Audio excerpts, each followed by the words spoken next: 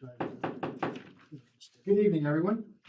Thanks for coming out tonight. I'd like to call to order the regular Board of Trustees meeting for Tuesday, April 22nd, 2025. So please stand and join me in salute.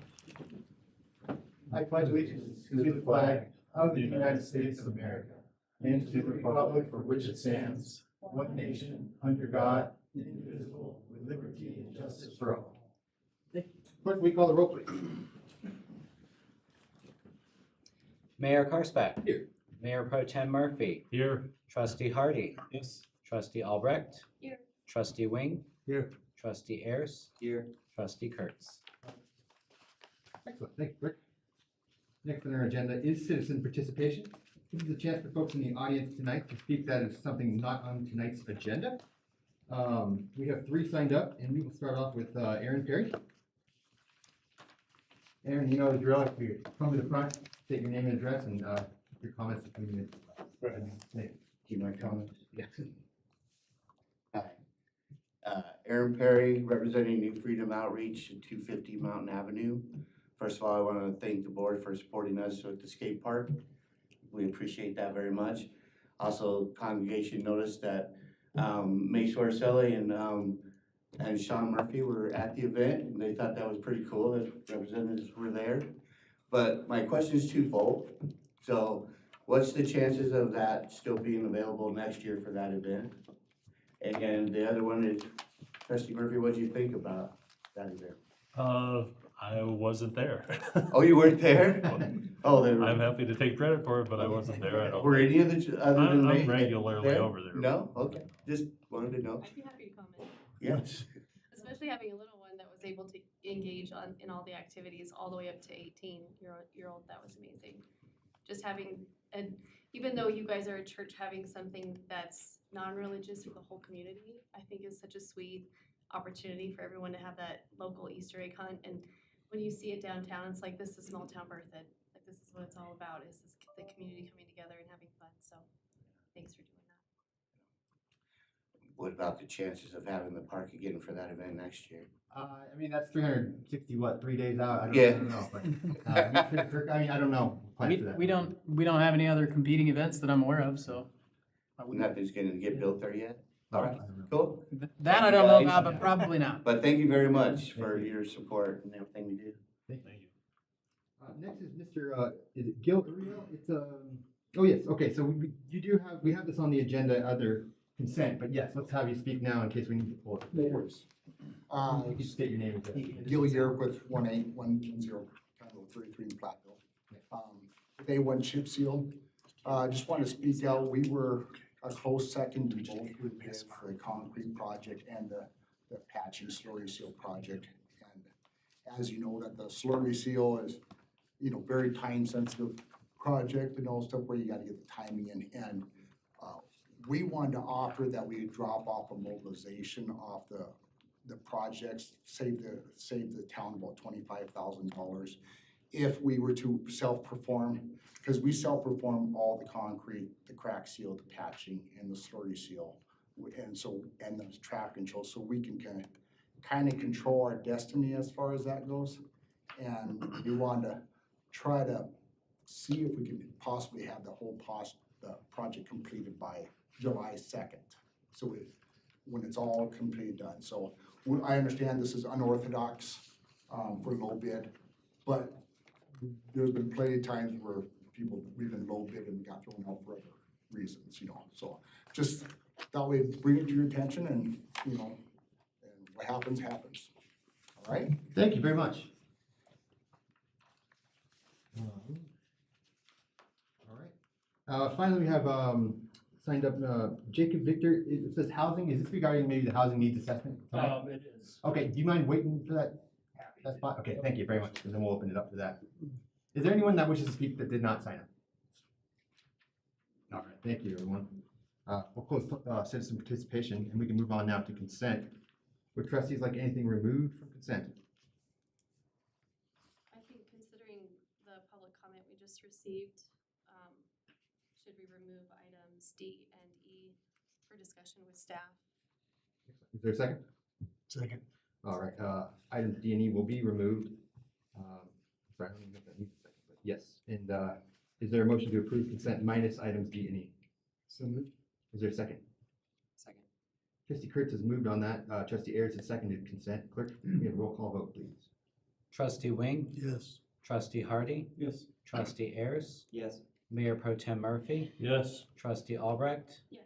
Trustee Kurtz, Yes. Mayor Karsbeck. Yes. All right, items removed from consent will be considered next. We have bid award, the two bid awards, one for the slurry crack seal and patching, and another one for the Berthoud Road and sidewalk concrete. Trustee Albrecht, do you want to say anything, or do you want me to turn it right over to Administrator Kirk? I guess just, I'm assuming this comment was in regard to these bids, and so it's up to you guys whether you feel like this is new information and you'd like to reconsider before we approve that item, or if you feel confident in your decision and you'd like us to go ahead and approve that tonight. It's up to you. So I think I'll address it two ways. One, our street staff are the ones who bid these projects, and they felt like these were the appropriate bids to recommend to you for approval. I support their recommendation. Two, it would be unorthodox for us to make an adjustment and negotiate a deal in the board meeting when we're going to approve those. They were bid as independent projects intentionally by the street staff, with the goal of getting 3 independent bids. And if one contractor was the low bidder on all 3 or on 2 of the 3, that would have been fine. But that didn't end up being the case. So I think my recommendation would be that we move forward as recommended by staff. Great. Thank you for pulling this too, Trustee Albrecht. So there might be some savings in just using one contractor, but we bid them separately for speeding, just to I think see which the maximum value for each project, or? I think part of the issue is that And I agree, by the way, that we wouldn't make it, yeah. right. I mean, we issued these as sealed bid notices, right? And with the intent that sealed bids would be submitted, that we'd open them all at one time. We would evaluate those bids both for price, but also for capability to do the job. And I think it would be unwise of us to not award it tonight based on the recommendation of staff, because other contractors, I think, could very easily say, hey, I would have come in and negotiated a different price. And what we don't want to do, I think, my recommendation would be that we not open up negotiations after we take sealed bids and have every contractor that bid now come in and try to outbid the other contractor. That's the reason why we do sealed bids. You give us your best price at the time, recognizing that, I mean, I think what he said is reasonable. It's not, it would make sense that you'd reduce the mobilization costs by doing 2. Sometimes the reasons why these get bid as separate projects is because they're unique work. So slurry seal is often a different contractor or subcontractor than concrete work. And so, we're looking for both the best qualified, the best price, and I think based on the recommendation of staff, they're comfortable with what we've put on the agenda. Anyone? No, I think that satisfies that. Thank you. Any other questions regarding this? Okay, we have D and E to approve. Thank you for pulling that, Trustee Albrecht. Is there a motion to approve items D and E? I'll motion to approve items D and E for the consent agenda. Is there a second? Second. All right, Trustee Kurtz has moved on this. Trustee Wing has seconded. Clerk, can we have a roll call vote on items D and E? Trustee Hardy, Yes. Mayor Pro Tem Murphy, Yes. Trustee Wing, Yes. Trustee Kurtz, Yes. Trustee Albrecht, Yes. Trustee Ayers, Yes. Mayor Karsbeck. Yes. All right, thank you. Thank you. Thank you. Move on now from consent to regular agenda items. We'll start off with the resolution supporting Berthoud Fire Protection District ballot issue A, and this was requested by Mayor Pro Tem, and the board majority voted to, yes, wanted this on the agenda to speak to tonight. Mayor Pro Tem, do you have anything you'd like to add?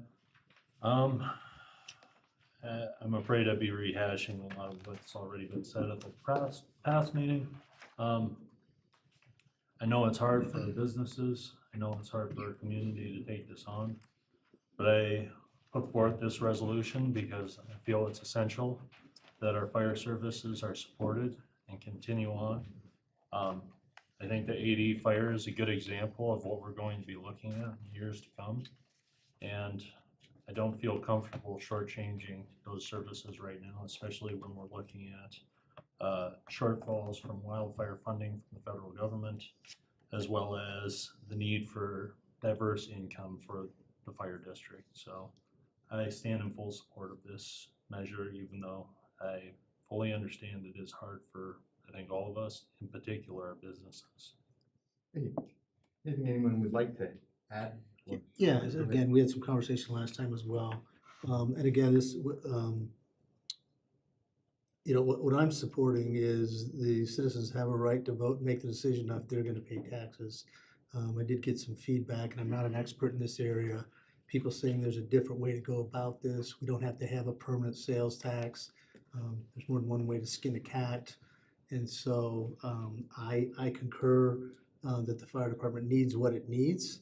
And I concur that it's critical and it's important. I just don't have the cognitive experience to understand that this absolutely is the best way to move forward. So at this point, I would not be able to support the resolution. I support the citizens voting whether they want to be taxed or not. Anything else? I was just gonna say that I really appreciate Trustee Wing's comments, and I often have not voted to support measures like this, only to allow citizens to have that say for themselves.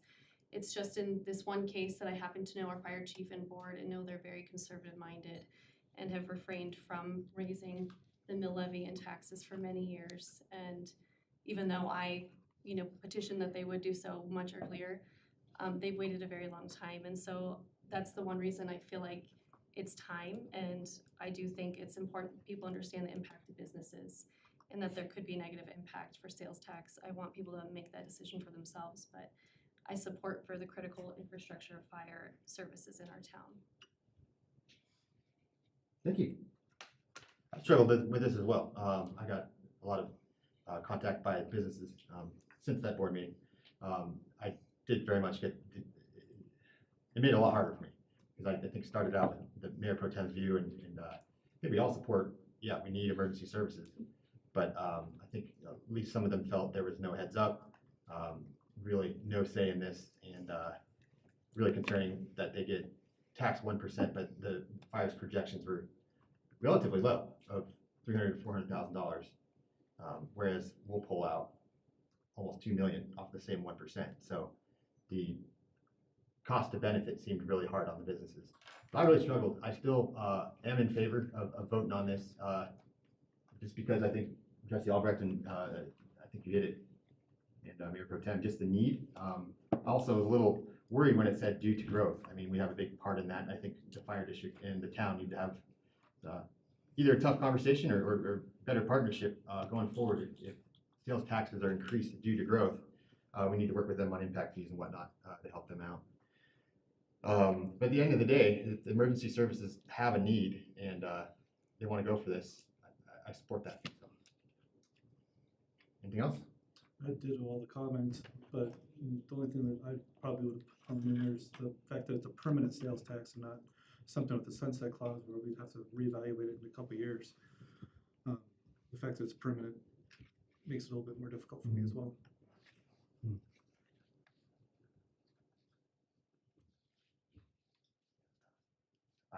No response to that, I agree. All right, would anyone like to move on this? There's no other discussion. I'll move to support the resolution. Is there a second? All right, Mayor Pro Tem has moved to approve Resolution 2025-06. This is a resolution support ballot question A on the May 6, 2025 special district election ballot. And Trustee Albrecht has seconded. Clerk, can we have a roll call vote, please? Trustee Albrecht, Yes. Trustee Wing, Abstain. Mayor Pro Tem Murphy, Yes. Trustee Ayers, Yes. Trustee Kurtz, Yes. Trustee Hardy, No, Mayor Karsbeck. Yes. Okay, resolution is approved. We move on now to item number 3, the housing needs assessment. We have our community development director, Ann Johnson, here. Thank you. Good evening, Mayor Karsbeck and members of the Board of Trustees. So, this is a little bit of a recap of the last time we presented the draft. You're going to be presented the final version tonight. The Berthoud Housing Steering Committee, the members are listed on this slide, and they include all of the planning commissioners, Mayor Pro Tem Sean Murphy, Trustee Tim Hardy, as well as Tiffany Brody, the Executive Director for Berthoud Habitat for Humanity, Jeff Fanice, the Executive Director for Loveland Housing Authority, and Ryan Baker, the Planning Manager for Thompson School District. We're all involved. Rather than recapping all of these little details that are in our comprehensive plan, I just want the record to show that our comprehensive plan does support housing diversity. The citizens during their, the development of the comp plan wanted to see language in the code regarding housing diversity. You can see there's a vision, community goals, key strategies on this slide as well, just supporting the development of a housing diversity plan for Berthoud. So how did we get here tonight? Seems like a whirlwind. In 2022, Colorado voters voted in the State Affordable Housing Fund. That created funding that would be available for land and water banking, low interest loans, down payment assistance, and local capacity and code review. And that's funding directed towards those activities that benefit housing diversity. Proposition 123, the town signed on to that on October 12th, 2023. And what that means is we made a commitment to do what we could do to raise our portfolio of homes that are in Berthoud in the private market that sell underneath a certain threshold, as well as rental properties that rent under a certain threshold. To date, using that old calculator, we only have had 4 homes in 18 months that sell under that threshold. Now, last week I did receive a new calculator from DOLA, and I will be working on determining, does that new calculator raise or lower our threshold? And you all will be getting that information as well. And so that was a 3-year commitment, and because the town ascribed to that 3-year commitment, then it opened the door to funding for the town through the local planning capacity grants, through More Housing Now grants, and the town received a grant in late 2023 in order to fund this housing needs assessment. And we got a grant on Monday that will help fund then the next step in this, to offer an expedited housing review when there is affordable housing. And that is something that every municipality has to adopt by December, I think the end of December 2026 or early 27. So the town of Berthoud is ahead in what we are required to do because of opting in and getting some cash funds to retain consultants to help us with our work. So then, Berthoud has to make a commitment to the Division of Local Affairs, saying out of all of these 10 items that are within the division's toolbox of things that we could do, we have to adopt one as an outcome of this grant. Now, there are 10 things there. However, the town is ahead of the curve. We have a very good comprehensive plan. It's an award-winning comprehensive plan in 2022, and very forward-thinking content in that land development code then was transferred over. The items that are in blue are things that the town already is doing. The items in green are what will be in your action plan, and we just have to do one of those by this fall, and then we've completed our grant obligation. And so we are looking at these, and we received, again, that grant that will help us do some of these as well. So then, just this year, I believe, or last year, Senate Bill 24-174 was passed. And because of our great relationship with Chris LeMay, who is our DOLA representative, he let us know that if we just make some minor changes to our housing diversity plan, the town will then be able to implement the requirements in Senate Bill 24-174, which states all municipalities in Colorado have to adopt certain things It's a shot clock review for affordable housing developments in 90 days. And we have to do it, and so we're ahead a little bit of the game. And there's some other items in the action plan. Our actual housing diversity plan passed everything also for Senate Bill 174. They just don't know what needs to go in their action plan yet, so they told me they'd let us know this summer, and we can quickly make changes to that action plan. So now we're also in compliance with that requirement, which says we have to have something in place by January 1st of 2027 as well. So Berthoud is well ahead of the curve. The local planning capacity grant, again, awarded yesterday. It's open to only Proposition 123 communities. The goal for Berthoud is to develop that expedited site plan process. We're going to have a developer meeting on May 12th where we are having some developers come forth, and we're gonna talk about this. We're gonna talk about some other items that will require a code amendment, which we already have the code wide open right now. And so we're just gonna throw that in and present that to you in September, October timeline. We're also going to develop a guidebook on that expedited development review process. And we're gonna get some really nice process flow diagrams showing the current processes as well as the new process so that people can compare. And we can also then transfer that information. So if anybody is wanting to do development the traditional way, we will have those nice diagrams to show individuals as well.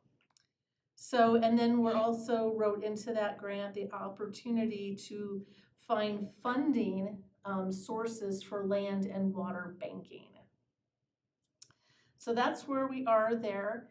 And now I'm going to turn it over to Carlin Vossen. She was a project manager for AIRS, and she led all of the community engagement events that were held in order to gather community input. She's been at every single stakeholder meeting and has really led this effort for the town to present to you the findings and where we're going next. Thank you.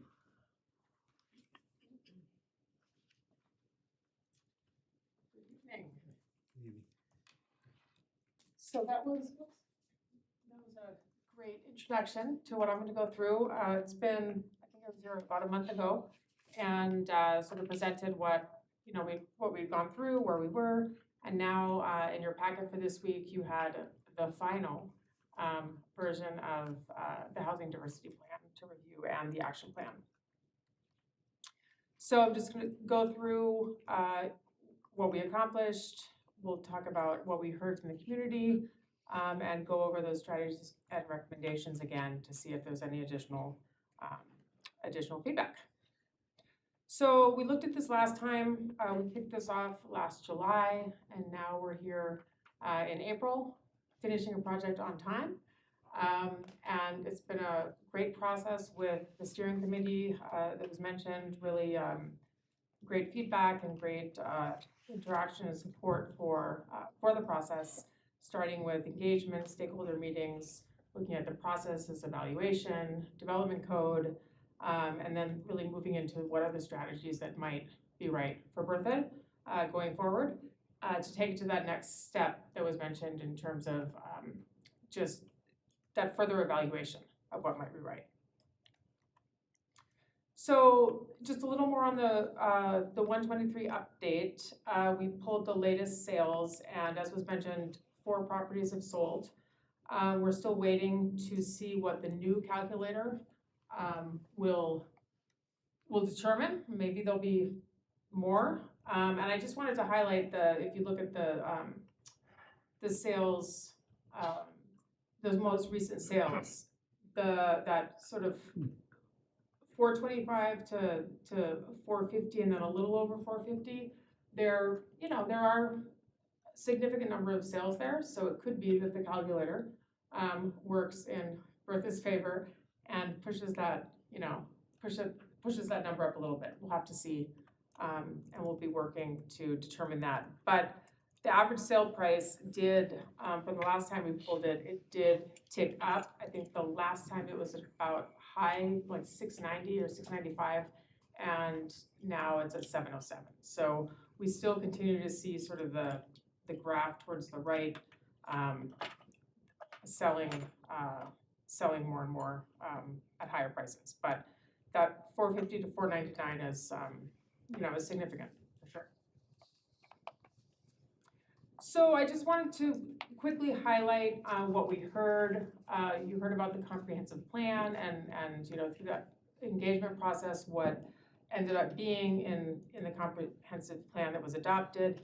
And I think what we heard through this process in terms of the stakeholder interviews and the engagement with the residents and through the housing survey, it's really very consistent with what ended up being in the goals of the plan, and really wanting more housing diversity,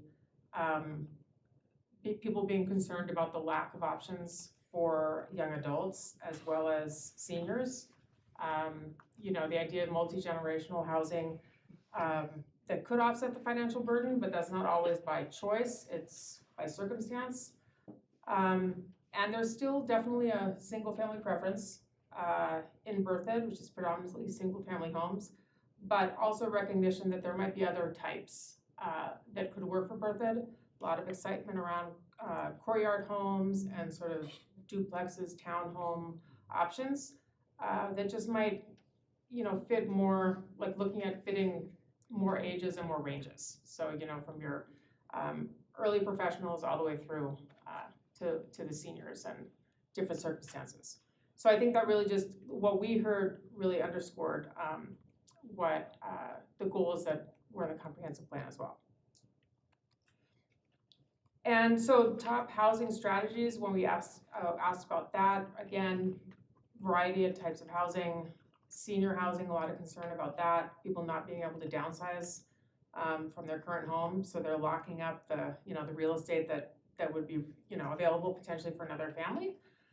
And also the idea of more housing close to downtown, which is also consistent, with the comprehensive plan about adding a little more density to the downtown, walkable, supporting the businesses, all of those great benefits.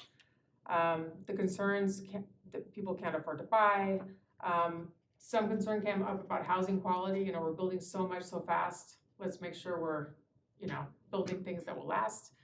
And rentals. The rental opportunities in Berthoud are very few, and more people may be living here, they may be renting in Loveland or surrounding communities that have more rental opportunities. And again, preferred housing, single family, courtyard homes, and senior housing are the ones that came up the most. So I think just wanted to underscore again that it's very consistent with the comprehensive plan, and which is good news.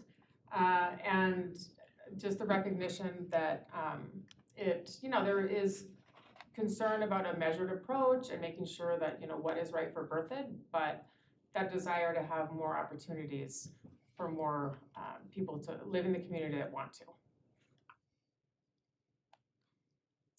So the strategies and recommendations, we looked at this last time. We had broken out with the steering committee, the quick wins and the longer term strategies. And on the left, those are more the quick wins that is potentially sort of in the 1 year time frame, and those will be pursued with the grant that was just awarded.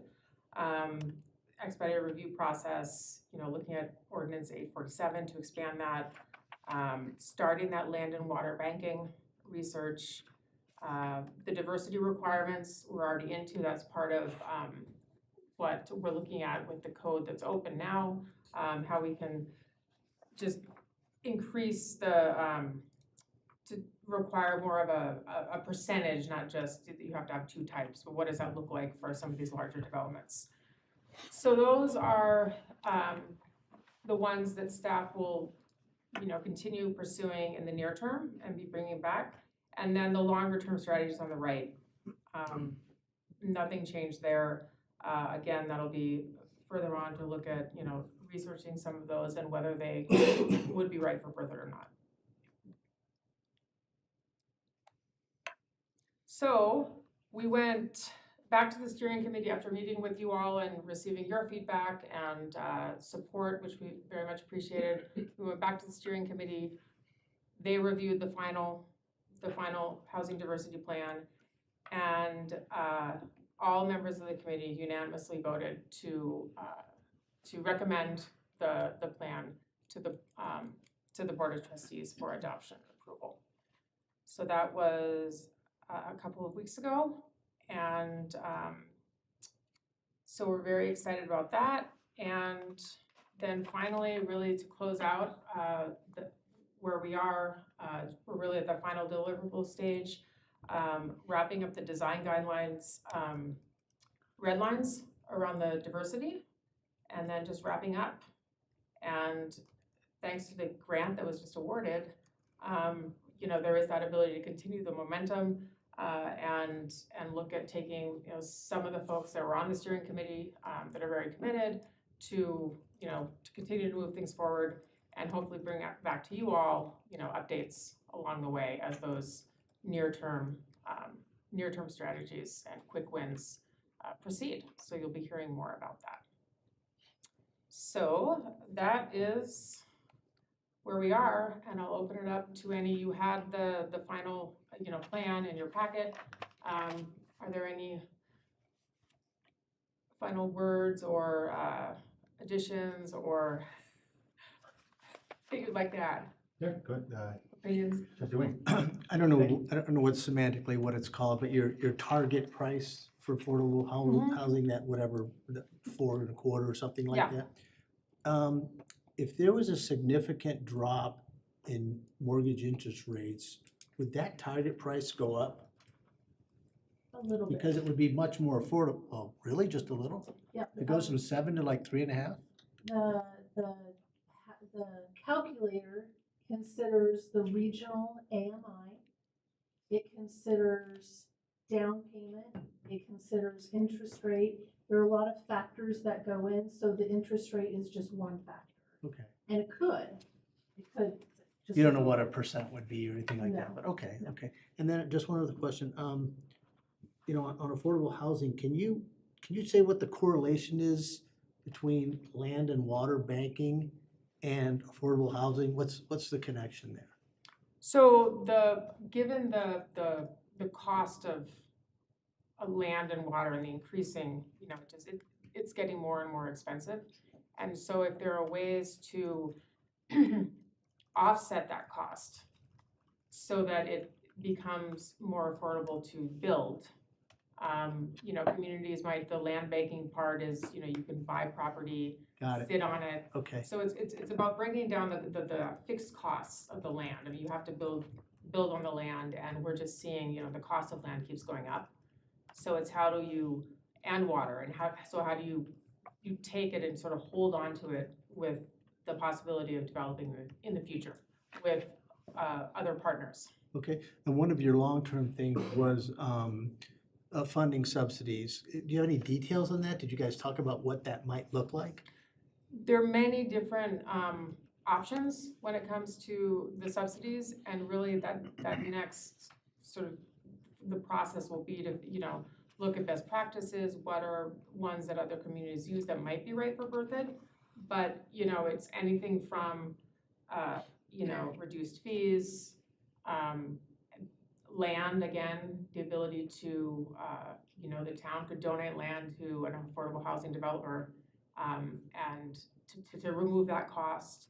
There are many different possibilities. That's sort of the next phase of that. I just as you were talking, before I lived in New Jersey, and we were in a townhouse before we moved out here. They were brand new, and one of the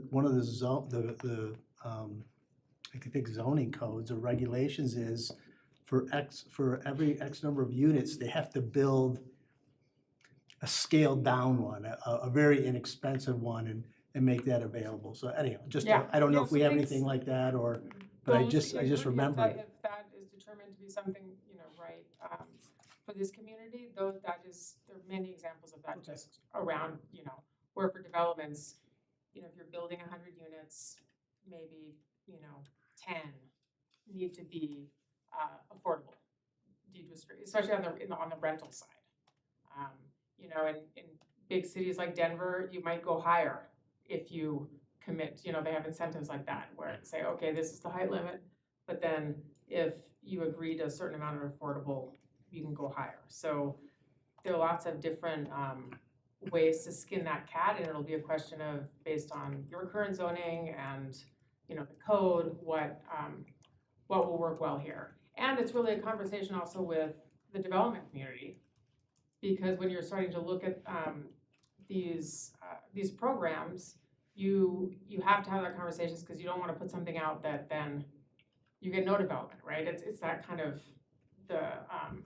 it's the partnership, you know, the public-private partnership to find that right balance. Thank you, nice job. Good question. It's a question, I just kind of want clarification on the expedited review process. I know we touched on this last time, but I guess just reading this strategy, I have some concern. If we are incentivizing developers to present to us a 50% of affordable and attainable housing in their developments, do we think that's going to become more commonplace then for developments, that they're going to be pursuing an expedited process, so that's the kind of product we're gonna be seeing come forward? And I guess the reason I'm concerned about that is I already feel like our comprehensive plan causes developers to create so many different diverse housing that the product doesn't always, I think it doesn't look good. At the end of the day, it looks clustered and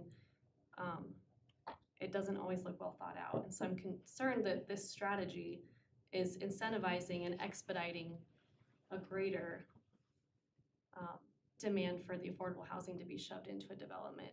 And I'm just curious if you guys see that as being a effect from this plan, or what the developers or those conversations look like. Do you think that they would be motivated to take action on this, and what would that look like?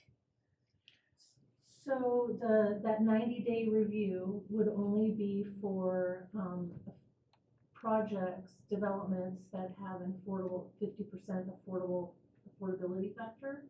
And it's not for annexation, change of zone, neighborhood master plan, preliminary or final plating.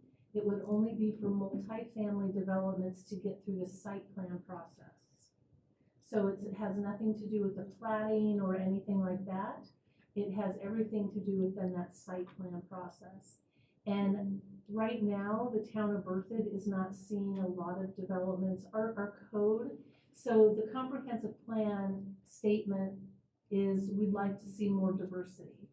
Then the land use code will say in developments over certain acreages, you have to have 1 or 2 or any number of diverse housing types. And so that can be a duplex, it could be an alley loaded product, it could be a side loaded product. It's right now, it has nothing to do with the affordability scale in our land use code. So some of what is being built is driven by the market, what the market can afford. And if we offer this 90-day option, it would, number one, have to be something that you all and Planning Commission would approve through annexation, zoning, neighborhood master plan, and plating. So there would be a lot of opportunity to discuss design, to discuss layout, to discuss all of those things that you just expressed concerns with. It would just be then, once all of those items were remedied, then would they, excuse me, sorry, would have the option to do that expedited site plan process. Thank you. So still a lot of oversight by the town to make sure that the design meets the intent of our architecture and other guidelines.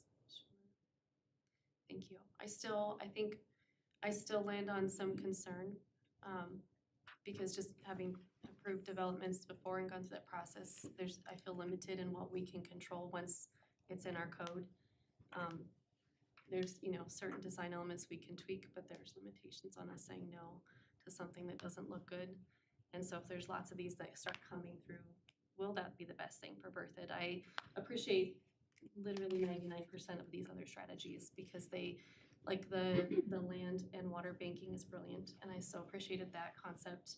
And working with like Habitat for Humanity and dedicating land to them, having a developer even set aside parcels to give them opportunity to build affordable housing for those in need in our community. That to me seems more like we're meeting a specific need instead of just creating a code channel for developers to use that we can't really have much say on down the road. Does that make any sense? Does anyone else? I think I get the gist of it, yeah, that it's being expedited, there's less of a chance if you see something going wrong to correct it, right? Yes, and are we gonna see only that type of community in the future where it's 50% attainable, which is not, it's not bad to have that product, but do we want that to be what all of our development looks like in the future? Would it be okay if I asked a question to Director Johnson? Would it be fair to say that this is kind of a minor incentive or carrot in the grand scheme of this whole thing? Yes, thank you. And again, all communities have to adopt these rules and regulations. It's not an option. We have to do it. Which rules and regulations? Because these They are have- strategies I'm referring to. To the 90-day review by December 31st of 2026. Every community in Colorado has to adopt something like this. So it's not an option for us. We have to do it. And remember, it is just for those developments with 50% or more affordable housing would get to do, and that is a site plan. And that's after they go through all of the development review, coming to you. They would still have to meet our architectural diversity standards. They'd still have to meet all of our other landscaping standards, all of the other design criteria for the town. There just might be a higher concentration of a certain type of housing. And that is for multifamily products as well, because those are what require a site plan. The regular single family detached or even single family attached, those are approved through the preliminary plat and final plat process, which is something you all would still review. And I don't mean to belabor this, so thank you for your patience. I just want to understand, what are the specifics from the state that we have to implement? The specific requirements that they're requiring every. I'm with you, these aren't crazy questions. It's new, right? So it's like I want to wrap my head around it, so I really do understand why. So let's say there is a portion of a development that says it's going to be for multifamily, whether it be townhomes or apartment buildings. Once you take it through annexation, change of zone, neighborhood master plan, preliminary plat, and final plat, you're gonna see a block or a square on those plats that are saying this is going to be set aside for this certain type of development. So all the way through that process, it's going to be 100% transparent that that's what the intent is. Then this shot clock, there's 90 days to process the site plan. There's 90 days to process a development agreement. There's 90 days to process building permit. And there's 90 days to process something else I can't remember right off the top of my head, sorry. However, we are going to be able to develop our own process. And one of the things that staff has been kicking around, it's not set in stone yet because we haven't started it. We needed your okay on this plan before we spend a lot of time, is to do a number of charrettes before the development is submitted to the town. And they might have to go through 2 or 3 charrettes with all of the, the fire district, the school district, other agencies sitting at the table telling this developer what we expect and what we need to have them do. And then when they submit their final application, then we're not stressed with that 90-day approval time because we've spent so much time ahead making sure that everything that they're proposing is going to meet our standards. And so we kind of deconstructed that process with DOLA and other communities and said, we know we need to get to A to Z, but how we do it, it doesn't matter. And we still want to have local control over what things are going to look like, how they meet the intent of our code. And so we're gonna do a lot of heavy lifting up front so that when they submit the application, it's an easy process. They've already done all of the work. It's more of a, making sure they've covered all of their bases. So we're putting in place controls for the aesthetic. Not every developer is going to do this. I can pretty much tell you that. There's going to be some developers that will take us up on this option because quite frankly, once you do the annexation, change of zone, neighborhood master plan, preliminary plat, final plat, you're looking at almost 2 years. Now, if you want to do the product that requires a site plan, now you're looking at more time in that development review process. So if I were a developer, I don't know if I would want to do that product because that also means more time in development review versus just staying with the traditional path of development that's happening in Berthoud. However, we have to offer it as an option. I don't know if I'd want to do it. Yeah, I mean, I think so the state is requiring it. But 50% is a really big number. And so I hear the concern definitely, but whether a developer will want to go, I don't think it's that everyone's gonna come like pounding on the door, because just to the point of the cost of land and water and just building in general, it is so hard for these things to pencil out as it is. So adding that 50% it's a high requirement. So we'll have to see. But I think I don't think it's that everyone's just gonna come running and say, oh, we're ready to build, because they're having so much trouble like penciling out. But the state has decided that this, through that legislation, that it's something that the towns need to adopt. But I think, Dan's point, all of the guidelines, the design guidelines, what's in the code still, it still stands. And Berthoud has very robust code to try to control those things. Thank you. And I think to Anne's point, so many people are so far in the process already, to go back to a site plan would slow the process for them. So I see what you're saying too, that not everybody's going to be chomping at the bit to do that. Some of the other incentives we've talked about might be more, those might be more interesting. They're all great. The charrettes, I think that's great. I've heard of that with the Centers for New Urbanism and stuff, and doing that with opposition groups, like NIMBYs or whatever. Would you be open to that if there was a particularly diplomatic individual in a future opposition group to have them? Sometimes they really do have good ideas. Of course. And they can talk about the opposition too. And the public would still be able to review the application as well. It's not as if we're doing something behind closed sure. doors. Yeah. It's Yeah. 100% I think transparent. I was just getting at that you give them a way to have access or at least express feelings on a project. And because we signed on to Proposition 123, Berthoud may never be able to meet those goals, right? So if in 2020, 24, 25, 26, at the end of 2026, if we've not developed 39 units that meet the goals, we are then just out of the Proposition 123 pool of funding for a year. Then we can reascribe to Proposition 123, and with the goal of, then we'd have access to funding to do things. We'd have access to funding to do the land and water banking. We'd have access to those funds. Again, if we're making a commitment, if we're trying to meet those goals.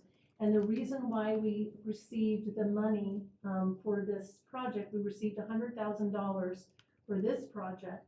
We received another $40,000 is because we ascribed to Proposition 123. Berthoud just happens to be in that sweet spot where all of this new legislation is coming on board, and utilizing the Proposition 123 funding, we are able to fund this to happen versus having self-pay. And maybe ask a follow-up on that. Just with regards, if we fail to meet our goals, is there a mechanism to actually plead our case to the state that we are still proceeding on a lot of these measures, even though we're not necessarily meeting it? Well, that is the basis behind this new calculator that I received, and I haven't been able to get in and play with it. But DOLA will help me figure out, even they will allow if any ADUs have been constructed since October 12th, 2023. We are now able to utilize ADUs to count towards our affordability factor. We're also able to use renovated projects, including some interesting scenarios that we've had on properties that may have had to demo outbuildings to get rid of contamination. That then makes a home actually livable if that residence falls under the threshold. So there are a lot of, I think a lot of communities are struggling to meet their goals. And so DOLA has come out with this new calculator, and there are 3 different ways we can show that we're meeting those goals. And again, I just haven't had time to get into that calculator, and DOLA said that they will help us because they want communities to meet those goals. Berthoud's just in this really interesting spot because of our average sales price is over $700,000, and our target price is between $425 and $450. So I'm going to get in and play with that calculator. Dola's going to help me. We're going to see where we end up. I'm hopeful that we're going to be able to meet our goals with this new calculator and then not have to sit out a year because of the funding availability. So the water banking is kind of like a bucket. We would receive money or donations of land. We would hold it and set it aside for the parameters of either attainable housing or affordable housing. We'd have to develop those parameters as we're developing the land and water bank program. Thank you. You have more than you wanted, sorry. No. Years? 2 follow-up questions. You just said that many communities are also having problems meeting the goals. Do you have any idea why? Is there a common theme or some common threads, something that we could possibly get on top of? So I'm purely speculating. And I am speculating that interest rates, just the general cost of living in Colorado, land, water prices, all of that are prohibiting many communities. Now, the Fort Collins and the Denvers, they may have more buying capacity to purchase land, to set it aside. They may have an environment where residents are currently more agreeable and open to apartment buildings, and they might be reconstructing more of those types of housing units than what Berthoud is accustomed to seeing. So I don't have the answers for you. I'll definitely ask DOLA if they're seeing a pattern, and just like what you said, Trustee Ayers, how do we get ahead of that pattern? I want to be respectful though. How do we get ahead of that pattern that's right for Berthoud? Because not everything is going to be right for Berthoud. Thank you.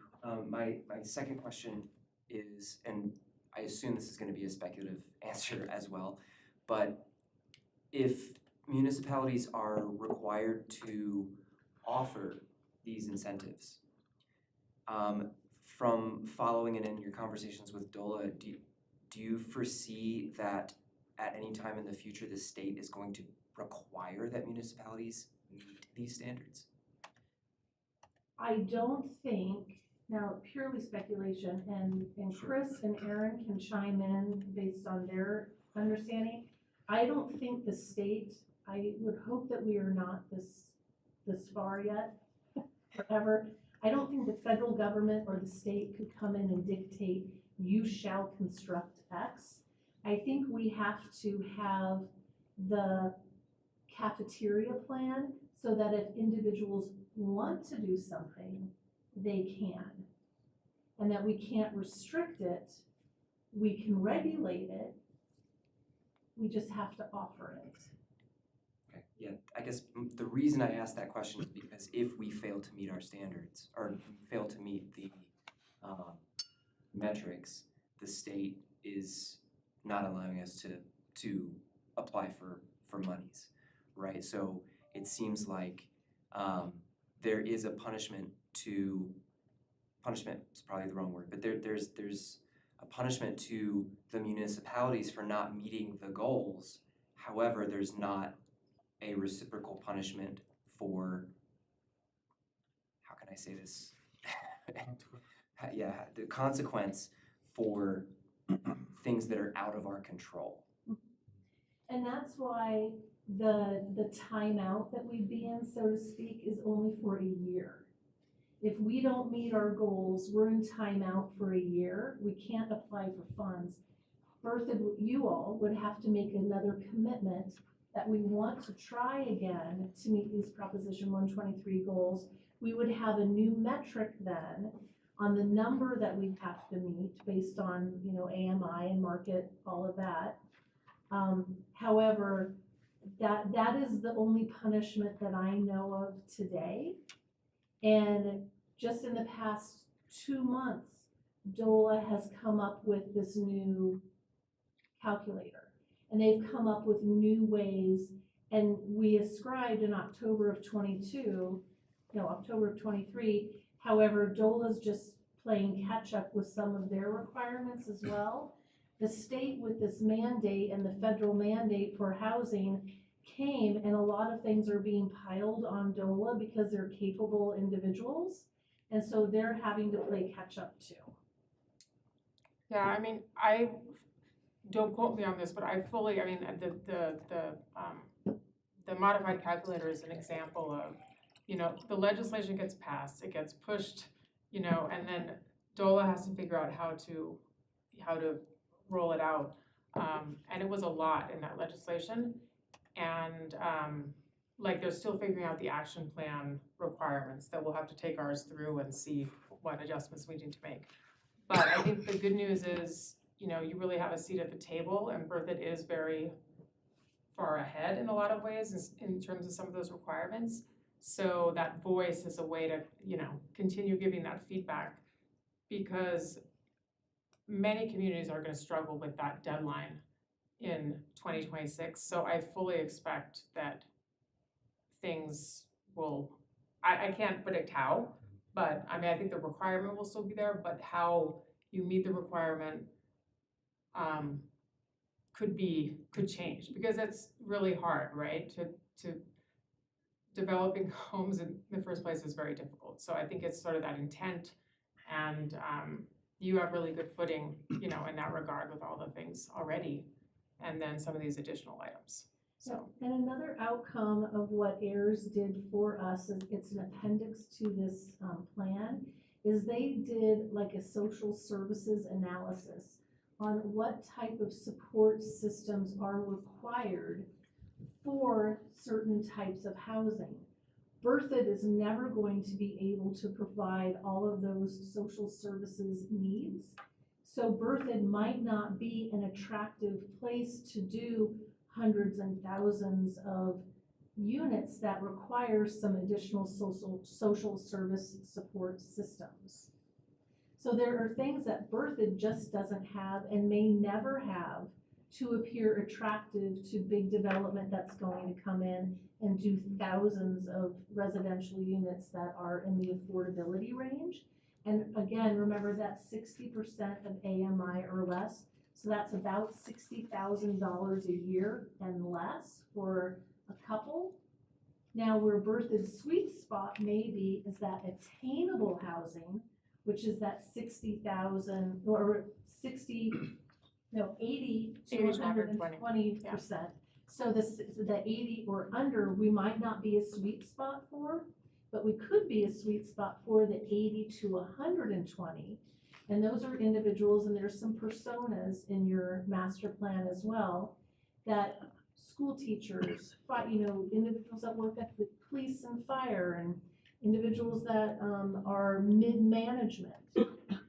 People, that might be where Berthoud's sweet spot is, that missing middle housing, the downsizing housing, where some of those social service needs aren't paramount to the success for somebody living.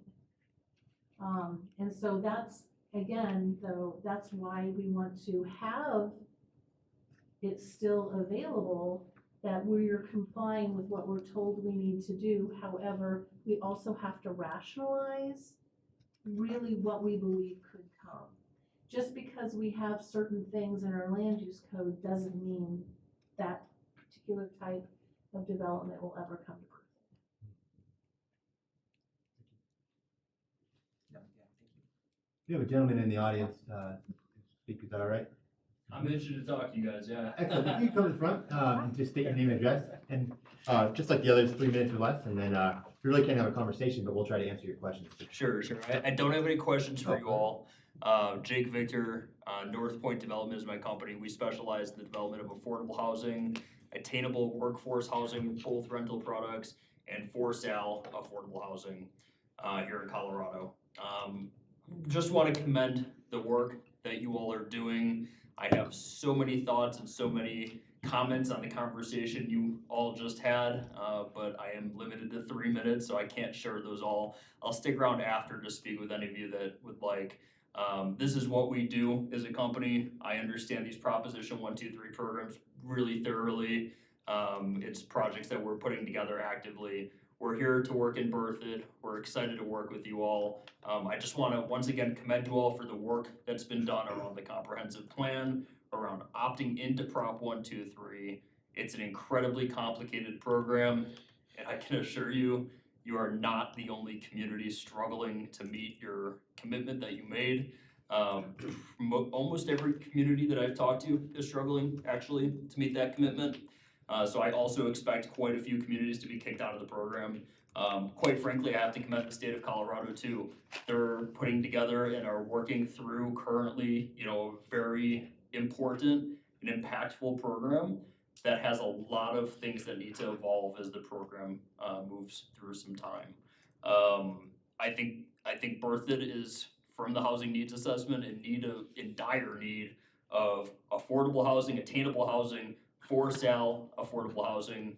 What I'm working through right now is just trying to find the right opportunity in Berthoud, the right place for this housing. We take a very holistic approach to building housing in smaller communities, understanding that all of you care deeply about what's built here and all of your residents care deeply about what's built here.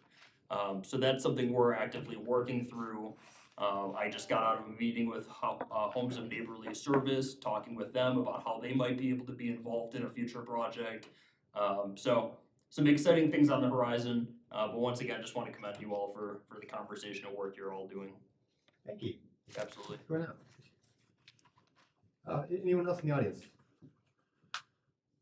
Okay. Can I ask just one clarifying question? So the threshold is 50% of the units have to be in the affordable target range?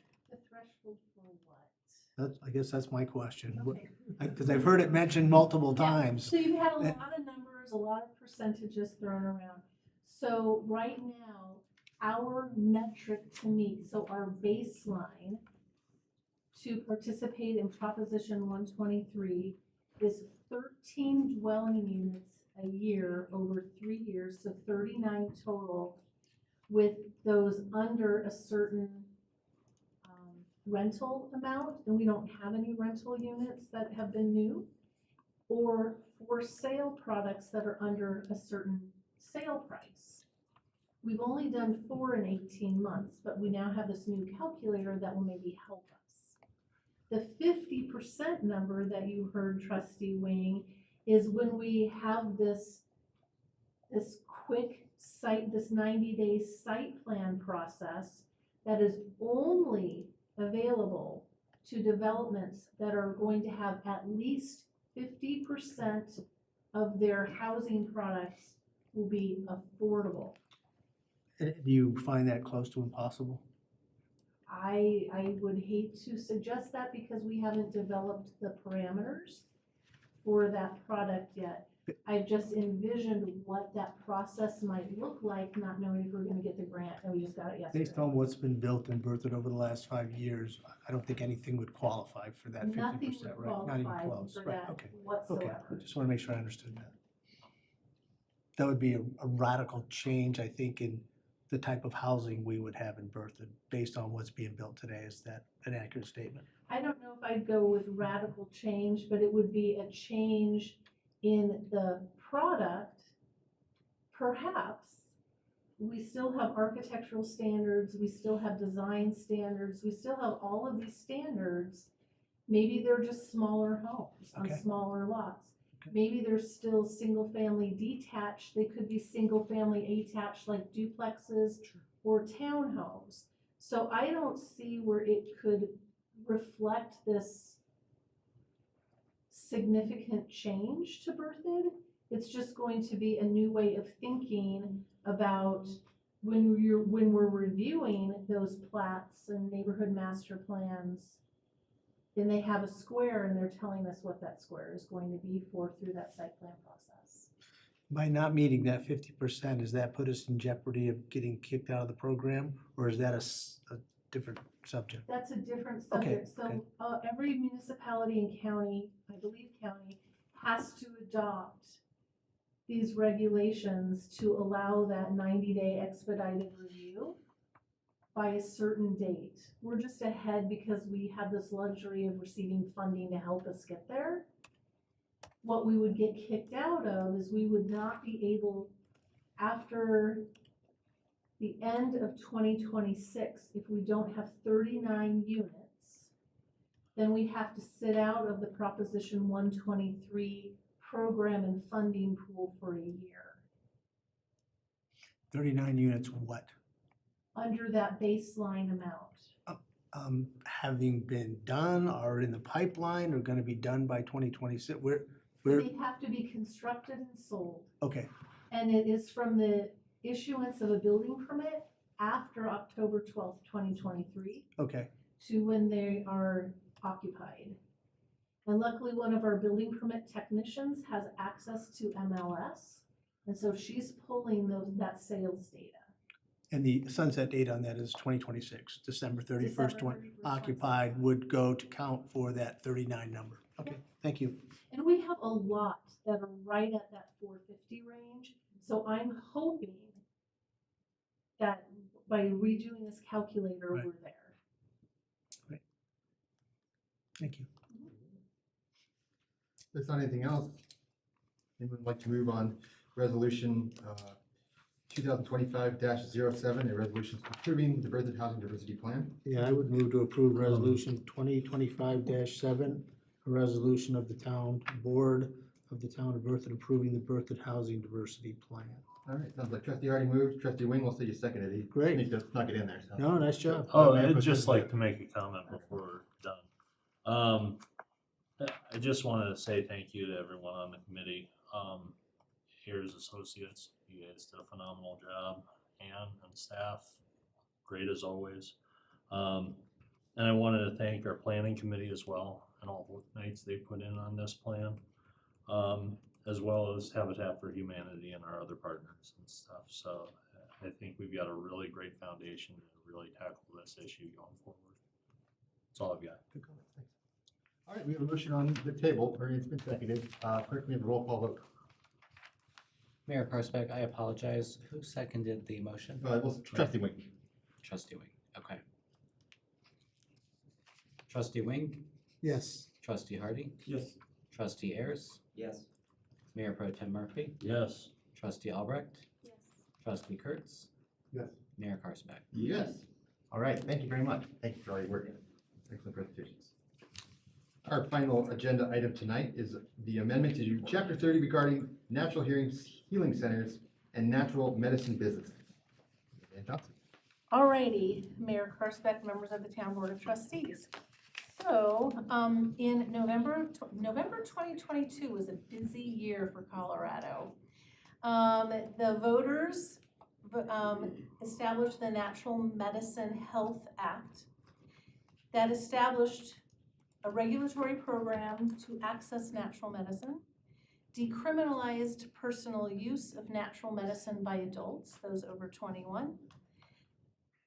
It is to regulate right now psilocybin and psilocin initially, and it also allows personal use of these substances. So on the phone, or on Zoom,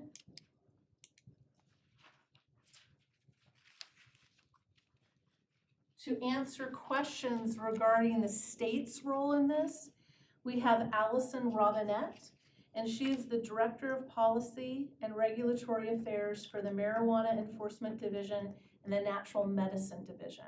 So when staff is finished with the presentation, Allison is available to answer questions.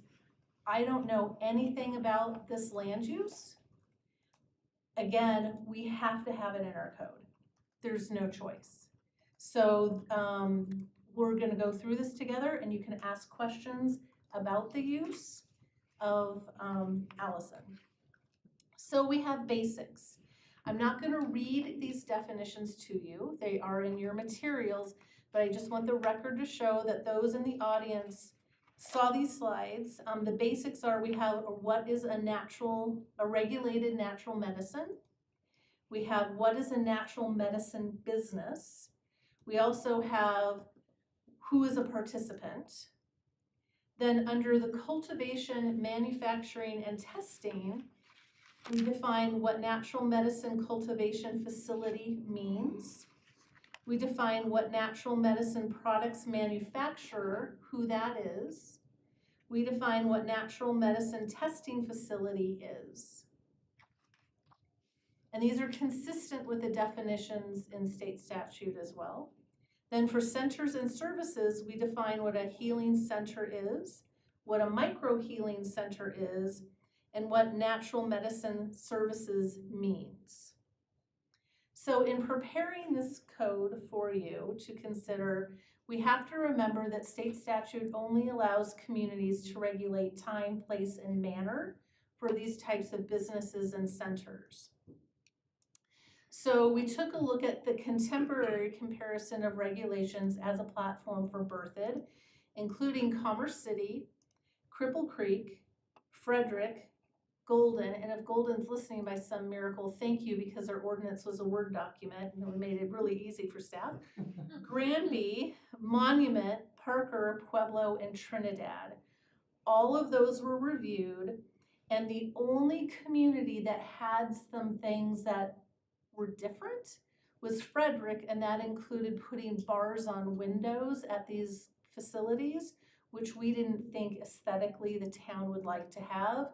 Instead, there are some security mechanisms that the town did put into our land use code versus putting bars on windows. So other than that, everybody is the same. The town is proposing the same. So again, that concludes town's presentation. I do have two things to say. And then Allison Robinette, again, the director, is on Zoom and can answer any questions that you have on this type of business, what they regulate. Again, this is from a medical perspective. This is not based on anything that is not medical. All right, so a therapeutic program. They do licensing and regulation for natural healing centers, cultivation, manufacturing, and testing facilities. In your codes, sorry, 2 more slides. In your codes, there are 4 sections. 1, it's the authority of the town to regulate. 2, it's the purpose on why we're regulating. The next one is the definition section, which you received information on some of the definitions presented tonight. And then the 4th section is location, time, and manner. So when it comes to location, time, and manner, you've got this slide here and you have this in your packet. So natural medicine cultivation facilities, testing facilities, and products manufacturing can occur similar to where we allow marijuana businesses. That would be in the M1 and M2 zone districts, which are the industrial zone districts, and they are limited to 100 feet north of Mountain Avenue, south of Bunyan Avenue, east of the rail line, and west of First Street. It's basically in our innovation district. Now, there also has to be 1,000 feet between similar uses. So on this map, I know it's a micro scale, but we wanted to show all of Berthoud. This area that is in yellow on the slide, except for this blue bubble, can have cultivation, processing, and testing facilities. These blue bubbles represent either schools or daycare facilities, and there has to be 1,000-foot setback from those facilities. Now, that is, Okay, so I had that reversed. Blue is where you can't grow. blue is where you can't do that. cannot grow, Okay. yes. So I'm trying to get back to presentation mode, I apologize, I'm trying to find my cursor. Then the other areas that were in purple on your slide, those are areas where the healing centers could be. So it's similar to like a doctor's office. Yeah. So those are in, sorry, I'm inept. Those are places in the commercial zone district, but what we've done is we've said you cannot do it in the downtown. So we've added that, so we can, again, we can regulate time, place, and manner. Thank you, Christian. But we cannot regulate anything else, so those are the places. And in your code, there is time, there are hours of operation that are in the code, and then the manner in which things are done. If you tonight say, yes, you know, you're fine with how the code is written and presented to you, we will go ahead at the second reading show where it will go on the land use table as well. So that's the last thing that we will do, and these will be regulated like any other use by right, and which would go through the site plan process. That concludes staff's presentation now, and I know Allison is also available to answer questions. If you have any questions on my limited knowledge of the business, I will defer to Allison. If you have questions about the code, I can answer those for you. Okay, thank you. Questions against code right now? I have a couple, just regarding the location with the purple squares. That to me looks like they're predominantly downtown locations. This right here is Mountain Avenue. And so all of this right out here is out in, oh, you're not seeing Just that? give us a second. Yeah, can we pull that map back up? Let's see. It's up now. Okay. So really the only ones in downtown are this purple, and that's not even And in we also downtown. can't, we also can't see your cursor. Christian will come help you. Okay. So you see a lot of purple up north by Prairie Star, and thank you. Again, those are commercial zoned properties. Thank you, Christian. Up north, we have some here at the intersection. We have some in this location, which I don't believe is in the downtown district, which is between 1st and 6th. And then we have these out here that are east of downtown. Those ones to the left of the yellow stripes, that's like 3rd Street, 3rd and Mountain. Am I getting that right? That's correct. Yeah, that's 3rd and Mountain, 4th and Mountain, I think. Yep, so those what we did here is we said, all right, we're pulling up anything that's commercial zoned. And that's where they could go, but we know that we're excluding those. So you're right, the map is a little confusing and I apologize for that.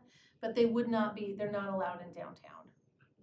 And so remind me of the downtown boundaries that you guys were using. 1st Street to 6th Street on Mountain Avenue.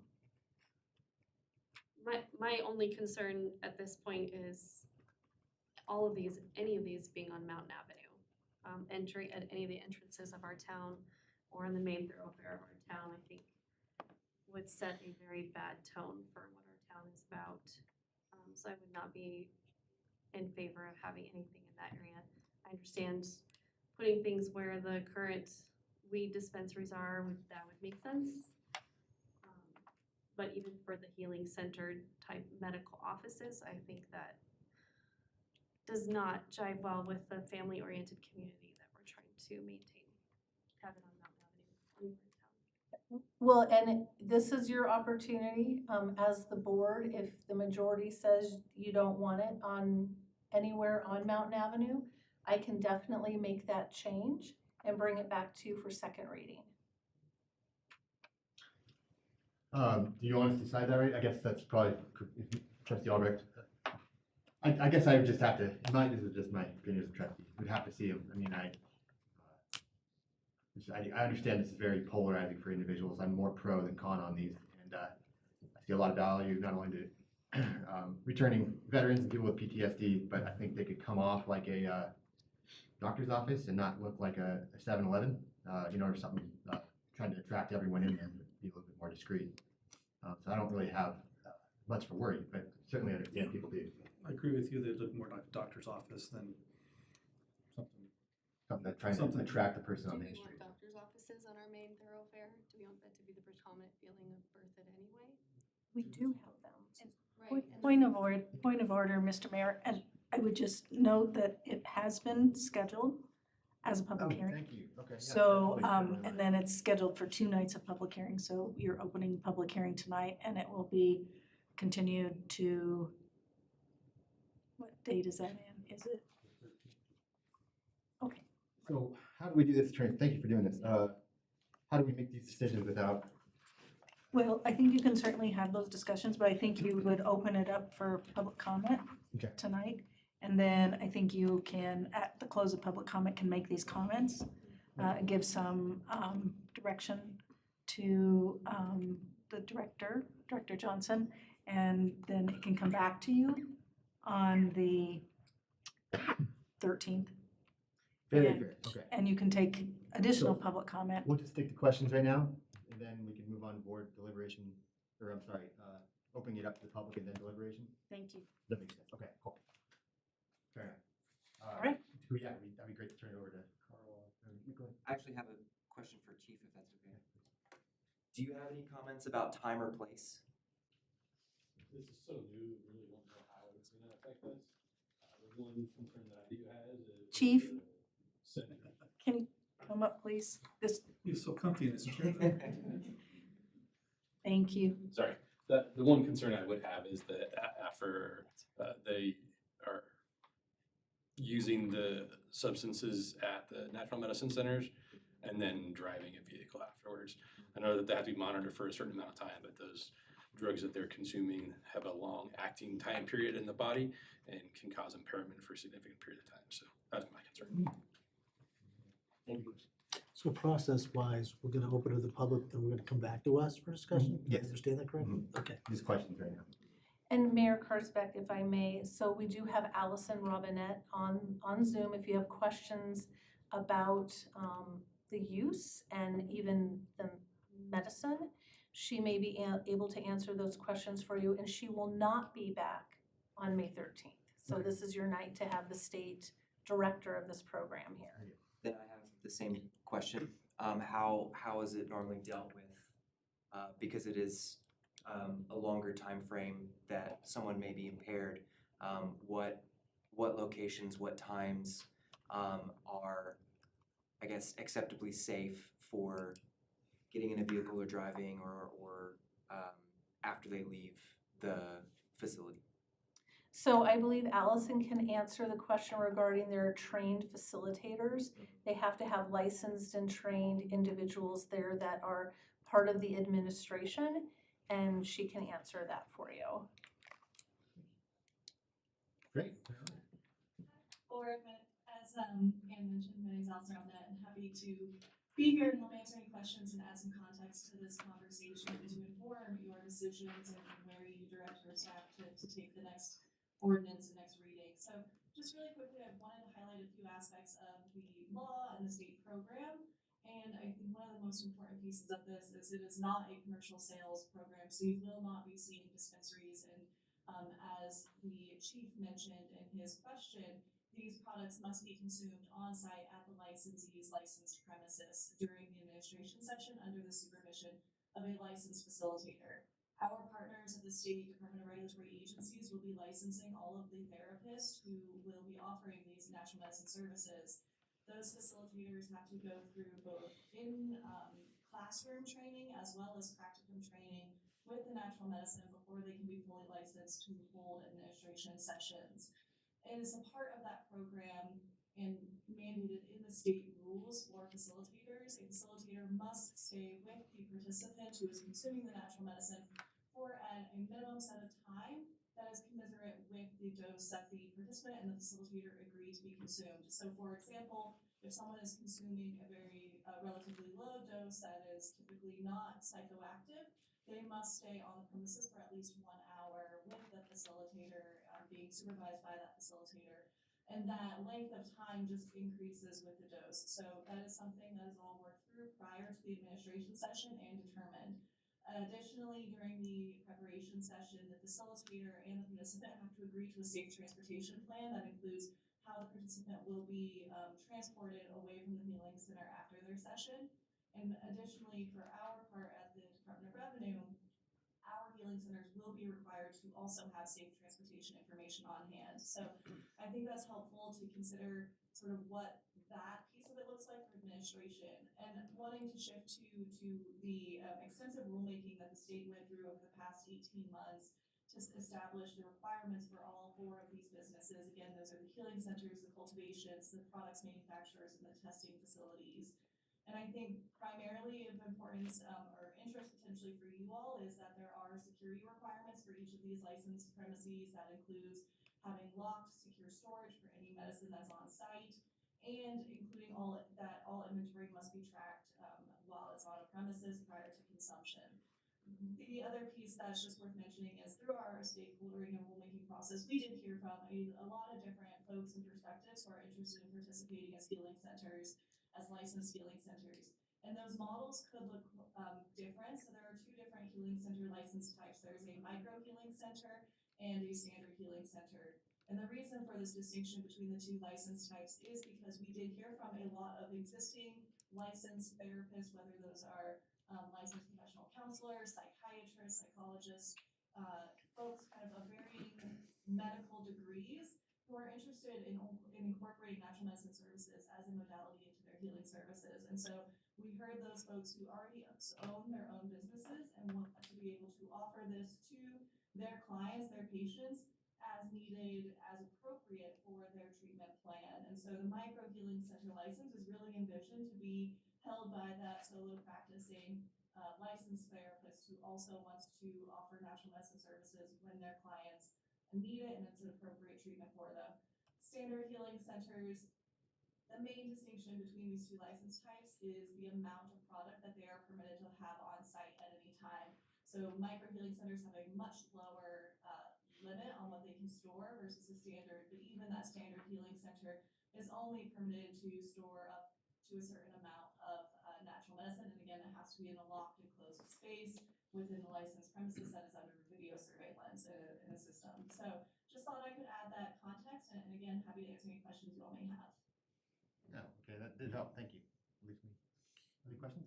Question I have, so it's not like a prescription, people can't take this stuff home, it all has to be administered or consumed on site right there, and then that's it? That is correct for the most part, but like any good regulatory system, there is a very narrow exception where our partners at the Department of Regulatory Agencies had the authority to authorize locations other than healing centers for administration sessions.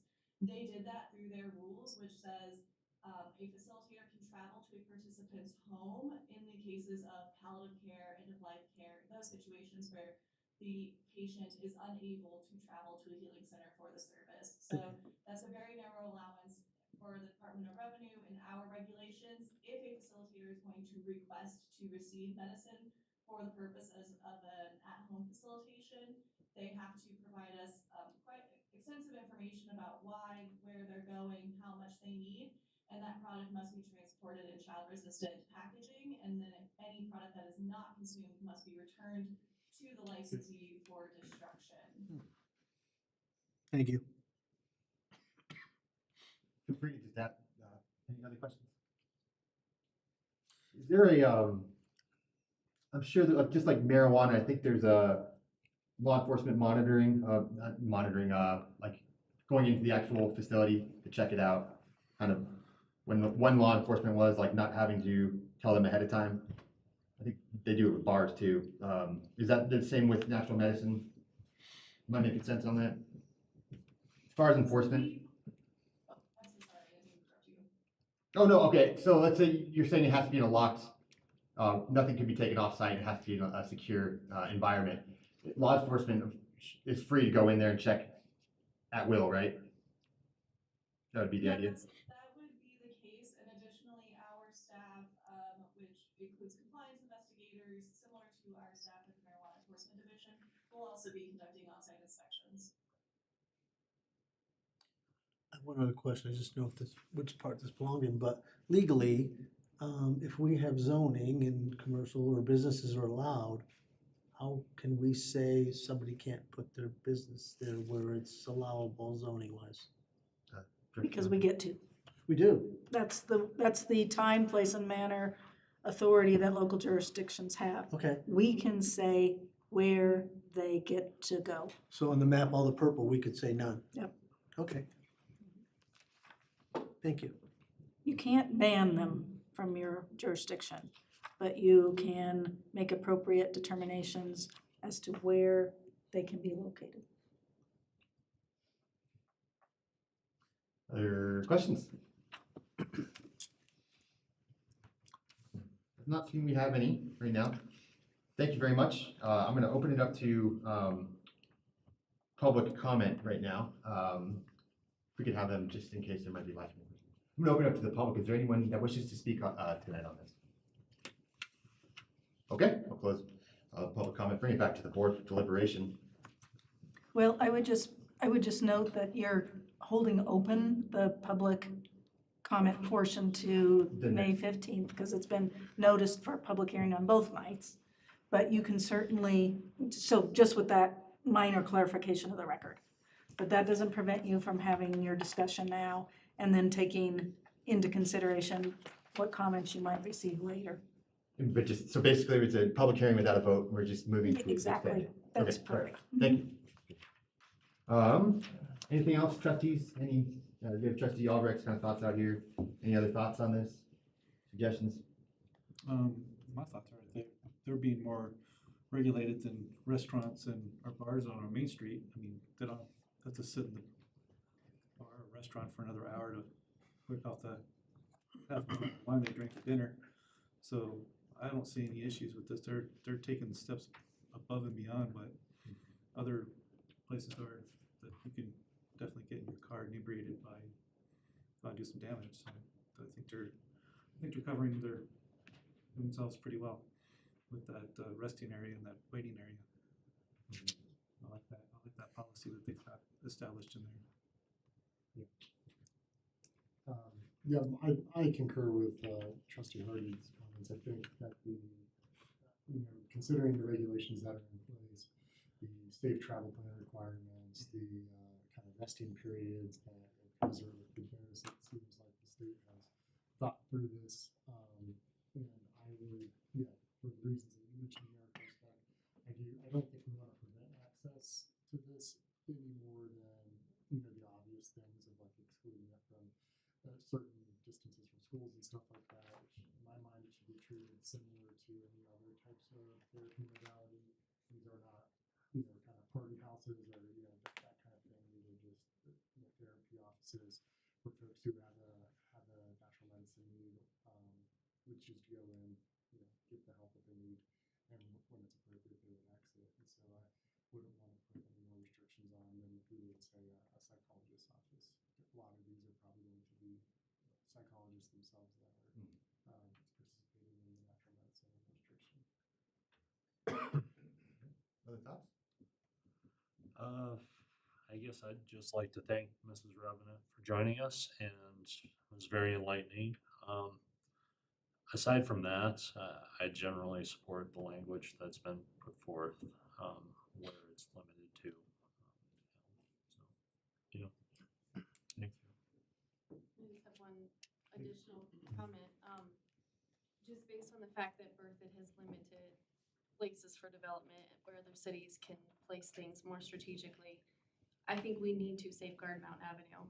Like, we've had several of our downtown businesses turn into veterinarians or doctor's offices, and it's prime location for commercial development. And so I think if we can limit this from being downtown, that's really important, that we give designated areas that are outside of that important district for people to shop and access buildings that are for that type of activity, not for medical use. And I think I speak probably for a lot of people in the community that they don't want Berthoud to be known for this type of healing center. Not that it's necessarily bad for all situations, but for example, there's a type of healing center at the old bed and breakfast in town. It's not a bad thing to have that, but the location is pretty concerning because it's taking away from prime real estate for commercial use downtown, and it's also setting a tone of what Berthoud represents, and it's not an active, family-oriented use. Does that make sense? I'm gonna take a hard stance on that one, that I strongly disagree with this map. Thank you. Other thoughts? So do you need a prescription?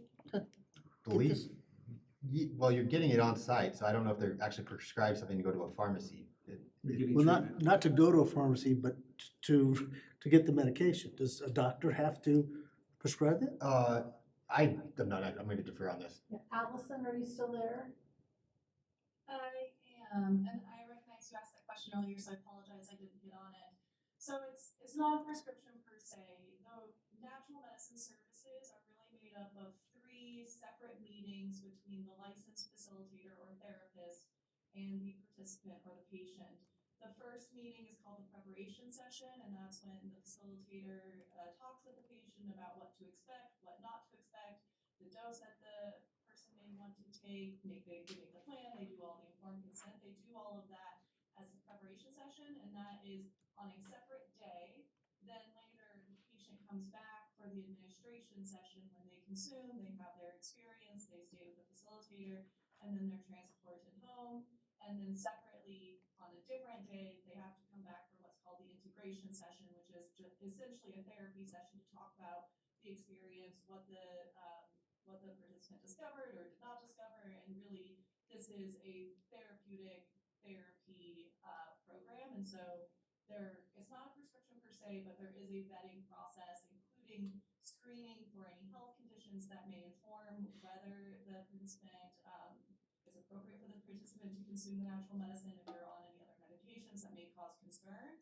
And there are different levels of licensure for facilitators. For example, without getting into too many terrible details, the facilitator who is a licensed psychiatrist, for example, may be licensed as a clinical facilitator and therefore able to help and assist those patients who are suffering from treatment-resistant depression or PTSD, some of those diagnosed mental health conditions that require a higher level of care. So the licensed facilitator makes the call. Yes. Okay. Anything else? Questions or suggestions? Okay. Actually, to Trustee Ayers. clarify to Trustee Albrecht's point, the map is not updated, correct? You said that, correct me if I'm wrong, but you said that you just selected all of the commercial zones, but that didn't take into account the downtown overlay? Correct, Trustee Ayers. For the next presentation, I'm glad that Trustee Albrecht pointed that out, that the map was completely inclusive and did not exclude those downtown areas. And the map, again, apologies for showing that, will exclude those with the next round for your review in May. And it's 1st to 6th. Correct. And that is the current downtown district. So if you would ever want to expand that downtown district before a center would come into play, then we would have to change these boundaries as well as they're written in the code. Thank you. And some of these are next to like the Ludlow and Recreation Development, so it may not be in our current downtown district, but it is up and coming to be a downtown district, as well as the area just outside of, outside past First on Mount Avenue, that it Farmstead. also has a lot of residential development going in as well. And so I'm thinking, not just right now, but in a few years from now, all of that will be part of Mountain Avenue, downtown walkability. Yeah. And I feel like I just have to say, and I don't want to speak for law enforcement, but just having been married to a law enforcement officer when the marijuana stuff started coming out, the complication this presents for law enforcement when someone's driving impaired, and I understand there's a great deal of regulations, and I wish perhaps marijuana was dysregulated, but it does create a lot of complication for a law enforcement officer to identify whether or not someone's impaired and to what level and how to criminalize that, because they can't, because it's been legalized by the state. So these things, while they seem beneficial in some ways, there is a lot of complication, and we're having to introduce that into our town. And so I want to be careful about how we do that, because while natural therapies may be beneficial in some ways, there are negatives to that for law enforcement and to the people coming into our town that might be coming for that purpose and might see birthed in a different light. It's just, that's all I'll say now. Thank you. Anything else? Okay, sounds like just listening, for the most part, we're in approval.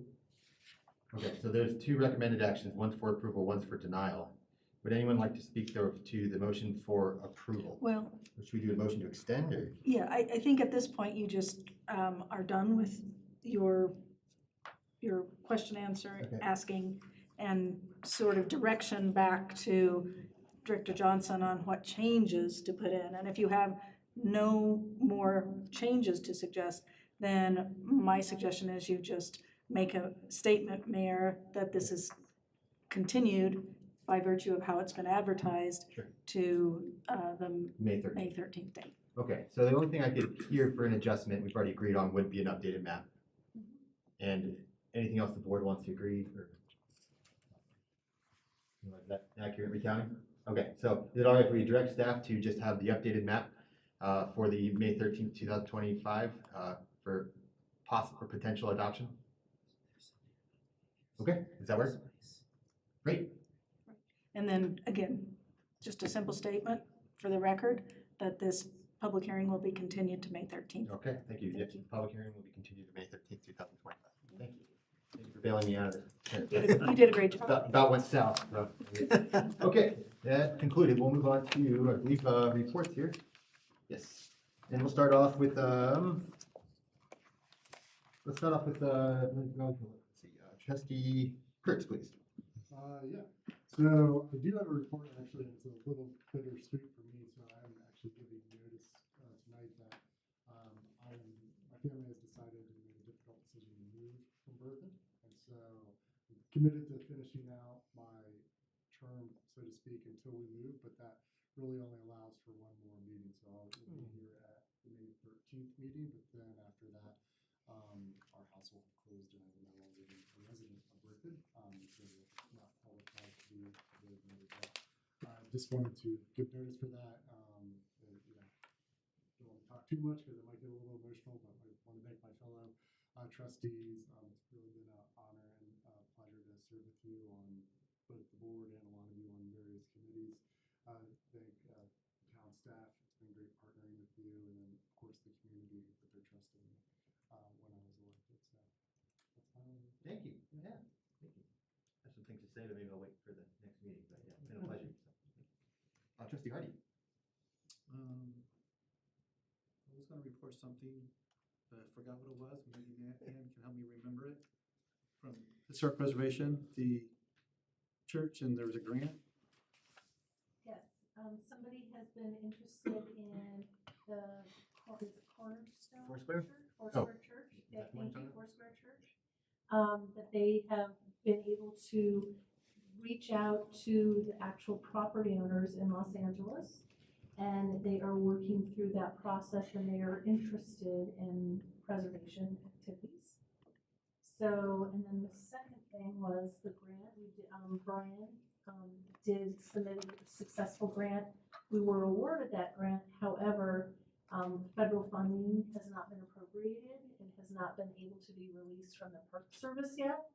So History Colorado suggested that we apply for a competitive State of Colorado Historic Preservation Grant, which we did, and you all signed a resolution of support for that. We are waiting to hear on that grant. That grant is not necessarily tied to federal funding, so we're just hoping, I know it's going to be extra competitive, because a lot of people in the first pot probably are applying for the second pot. And we will just find out. We have issued an RFP for consultants with the caveat that everybody knows we might not receive funding to do this. And about 30 personal solicitations were made by guidance from the Historic Preservation Commission for firms that can do the work. And we've already received one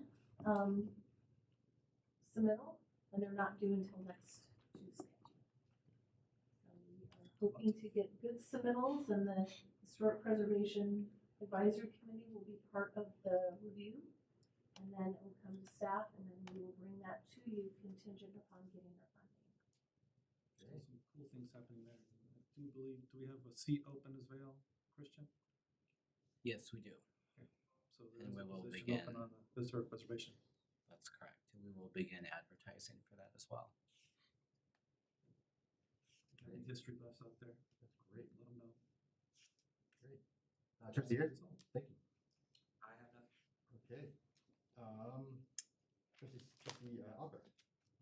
Just a couple things. I was thinking about the open seats on Youth Advisory Commission, and I don't remember if there were deadlines or timelines on when we would advertise those seats. I do know with the chair being a senior who's graduating, her seat's gonna be open as well. So we had just briefly discussed opening up that conversation so that they could advertise for openings and interview in August when kids come back to school. I don't know, is there any code regulation on when their seats they're able to apply for them? There is not. If there's vacancies on the commission, we can go ahead and advertise They can those fill immediately. Okay, perfect. And then the only other thing I had was, I don't know the details about the protest that happened at the rec center, and I think it's awesome always for people to express their voice and their views on what's going on in the world.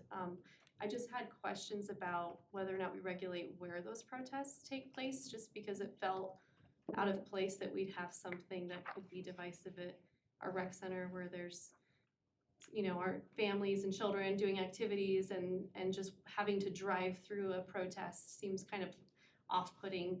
Whereas if it were here at Town Hall, that would make much more sense because the decision makers are really here, not there. So do we have regulation on where those take place? I know they permitted it, so they must have gone through a process. So any public property that we allow for rent, you could submit an application and go through our process and rent or reserve space for any activity, protest, party, whatever legal activity might be. I don't know, if I go too far, Attorney Smith will put her hand up, tell me to stop. But I think in general, if it is public property that is normally open and available to the public, then the public has a right to gather and express their opinions or protest. That's generally our approach. We certainly appreciate it when folks reach out and they want to schedule and reserve space to do that, because that gives us the ability to work with them and agree on, kind of what are the terms and what are you planning to do? And that also gives our law enforcement the ability to support those that are protesting and also make sure that it's a safe and healthy environment, whatever. But in general, we don't tell people when they're on public property that's normally open and accessible to the public, we don't tell them they cannot protest or express their views. So this is on the entrance side. Is that what I'm hearing? Yeah, I mean, we drove past enough to see that it was happening, but I didn't see any of the activity or what it was like. But I know it was at the entrance on Berthoud Parkway there. And so I just thought it just struck me as strange, so maybe, it's more, it's my heart to share with our community that if you do have issues, please come here too, like come to the board, share those thoughts and ideas. This is a free country and, you deserve to share your thoughts. But I would just request we don't, people, if they would consider this, to not have them there, just so that can be a neutral space where families can gather and anyone can feel welcome and even our staff, because the staff that work at the rec center are involved in decision-making in town. So that's just a personal request I would have for our citizens in our community, I suppose, but I appreciate staff working with individuals who reach out, and I appreciate that they did reach out and it was organized and that law enforcement could be notified, and all of that's good, and I hope Berthoud stays. I'm very protective of our community because it's been a very peaceful place to be the last few years, and I just hope that people understand that we don't have to be enemies no matter how much we disagree on a topic. We're neighborly and loving here and we care for one another, and I think that's the most important part about being in Berthoud and being a small town, is that we support people's right to speak out and do so lovingly. So hopefully they'll consider coming to town hall or downtown instead of our public park areas where kids are. But Were they protesting local issues or national issues, or do you know? President. I heard they were national issues. Okay. If they're It's the definitely same one that's local, going on. please I come just- talk to the board. You were just if you're- saying have them come here, and I don't think they'd come here for national issues, right? No, and there's nothing we could do about that, right? And it's nothing that we should be involved in my opinion, because I don't think that should affect our decisions here, because we're focused on our community, not the nation right now. So that's just my personal thoughts. But thank you guys for answering those questions. Okay, thank you. Mayor Pro Tem? I was unfortunately not able to attend the tree committee meeting yesterday, but I'd like to welcome everyone to the 2025 Arbor Day celebration, which is going to be at Pioneer Park at 10 a.m. This Saturday. Beyond that, I was able to attend the 1 year kind of get together of the Climate Smart Future Ready committee members for Larimer County up in Fort Collins yesterday. Kind of what's going on in the county and what they're tackling. Lots of good stuff. I sent an email out kind of sharing kind of what direction they're going. And the last thing is Trustee Kurtz, it's been an honor. So proud to serve with you. So thank you. You too. Okay, I have just a couple here. One, you guys received the email. Who did I forget? Yeah, sorry. You're gonna. I won't hear the end of that one. I can go after you if you want. Are you sure? Go ahead. So sorry to hear that Trustee Kurtz is leaving. You've been such an asset to this group, your level-headedness, you're just a value, and when you spoke, it was like E.F. Hutton, because you didn't speak that much, and when you said something, it was worth listening to. So I just think you really played a valuable role on this team, and I think you'll be very much missed. So thank you for everything you contributed. Another note, I meant to bring this up the last meeting, but I forgot. We all received an email from a resident at the end of March, and it's kind of a small thing, but their 7-year-old was attending an event at the pool at the rec center, and a bunch of parents went there to kind of watch what was going on. And the rec was wanted to charge them for a full admission, and they said, we're just here to watch. And it sounds like in the letter, they said, we didn't pay it, but, we think something should be done about it. So I just wondered if we could have a quick discussion about that, or if we refer that to staff, or what the proper process been would brought be. up several times before. It's an ongoing thing. Okay. And Chris has addressed it several times before. But How can you say how you've addressed it? So it kind of depends on the nature of the issue. So like when we have games going on in the gym, we don't require folks to come and participate. We don't require admission to go and watch your kids play sports and those kinds of things. So I'm not sure about this specific situation. I don't think I received that email, or if I did, I don't recall seeing it. I don't think you were copied on it, just the trustees, okay. So I can't comment on that specific issue. The pool is a little bit unique, and our staff does, I think, try to exercise some good discretion. Okay.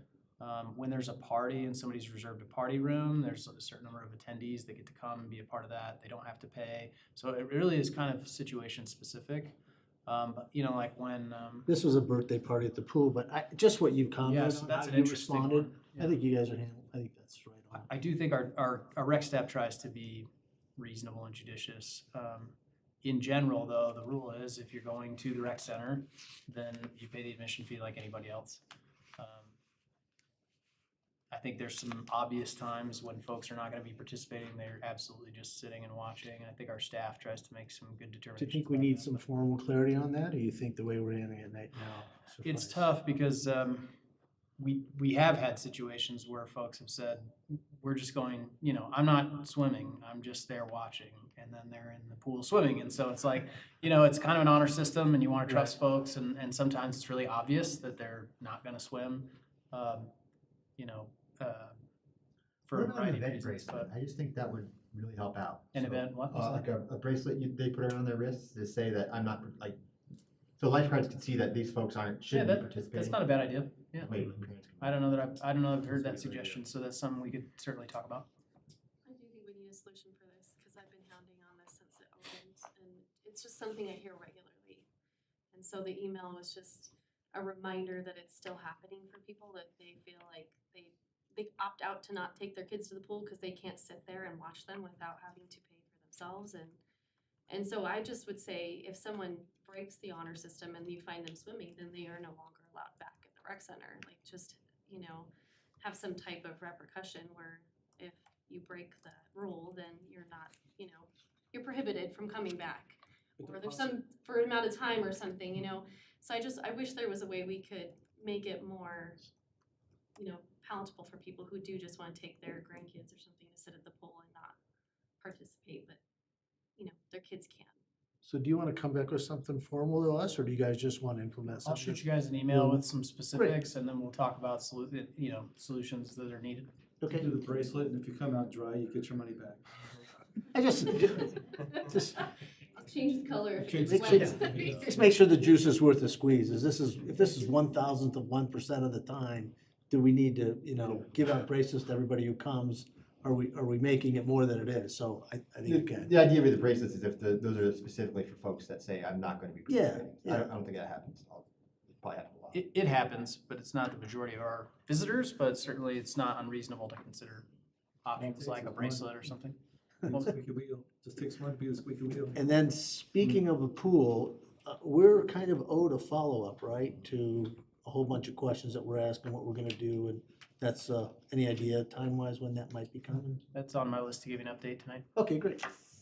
That's all. Sorry about that. I didn't mean to. No. Those are all great. I'm getting And, used to it. I just forwarded that email to you, Administrator Kirk. Thank you. Prairie Star, the email the board has received from some Yeah. folks interested in improvements, and so I did respond, as I said in my email to previous inquiry. Administrator Kirk, same issue, someone else responded, Chris said we'll meet, and then that person never followed up again. Apparently no one tonight spoke on the issue. The lady that created that press release did get back to me at 4 p.m. And said that she would like to meet and gave some dates this week. I just talked to Chris right now. I had an idea. I think some of the problem with the Prairie Star, this isn't the first time this has happened. In fact, there was another group a year or so ago that came to town asking for help to push off commercial that was coming in. So they didn't like what they heard commercial. Now there's different groups saying you're not getting enough. So I think some of this might be a game of telephone if we're just meeting with one person. So I just had an idea of what if Administrator Kirk and I, or someone with Administrator Kirk, did kind of like a Zoom meeting, and we can just blast out the link to that lady and then to the Prairie Star Facebook group. And that way it would be open to anyone kind of asking like a Q&A, if that works.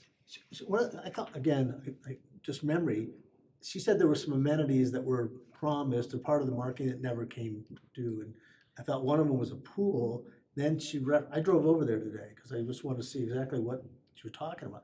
They have something called the Club that's got a pool, but it didn't open last summer. And then she said that's private, but it's right there next to the, I'm just a little confused about It's how private everything and was. the developer owns it, not the Metro. And two, it was open for several years. The rec center came online and the developer used that as a reasoning for, I guess it's not worth maintaining. I don't know. I guess I shouldn't speak on this, so. That was what I heard. I have a different understanding of that Oh, situation, yours is but private, right? I'm honestly not I'm not intimately involved in that either, but my understanding was that pool was primarily built for the townhomes and some of the development adjacent to, but it wasn't like a neighborhood amenity. And then if you were in the Metro District, you could buy a pass to come to it. I don't know why it's not open or why it didn't open, that I don't know about, but my understanding was that that pool was not a Metro District amenity. It was built with the townhomes and that specific development, but the members of the Prairie Star Metro District could buy a pass if they wanted to. So if a That's what I understood. No, I too, that's what I thought, it wasn't part of the metro. if a Metro District doesn't follow through on the amenities they promise, does the town have any role at all? I mean, do we get engaged in something like Yeah, that? generally, no. Okay. They're a separate governmental entity. Okay, If they have, so, yeah, generally the answer is no. Okay. If there is something that rises to the level of what the statute calls a material modification of their service plan, then there is an opportunity for the town to have a role. So material modification of the service plan would be that there's something specific in the service plan in the way of a service that's to be provided, and it isn't being provided. Okay. So.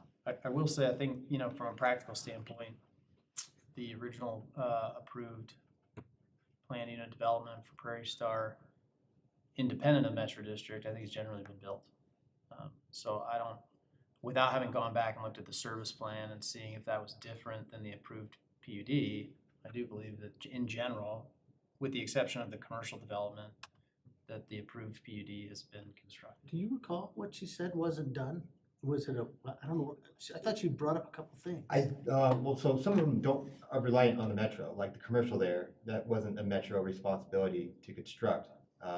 That's still, so I think they might be taking that they were promised to have a walkable commercial.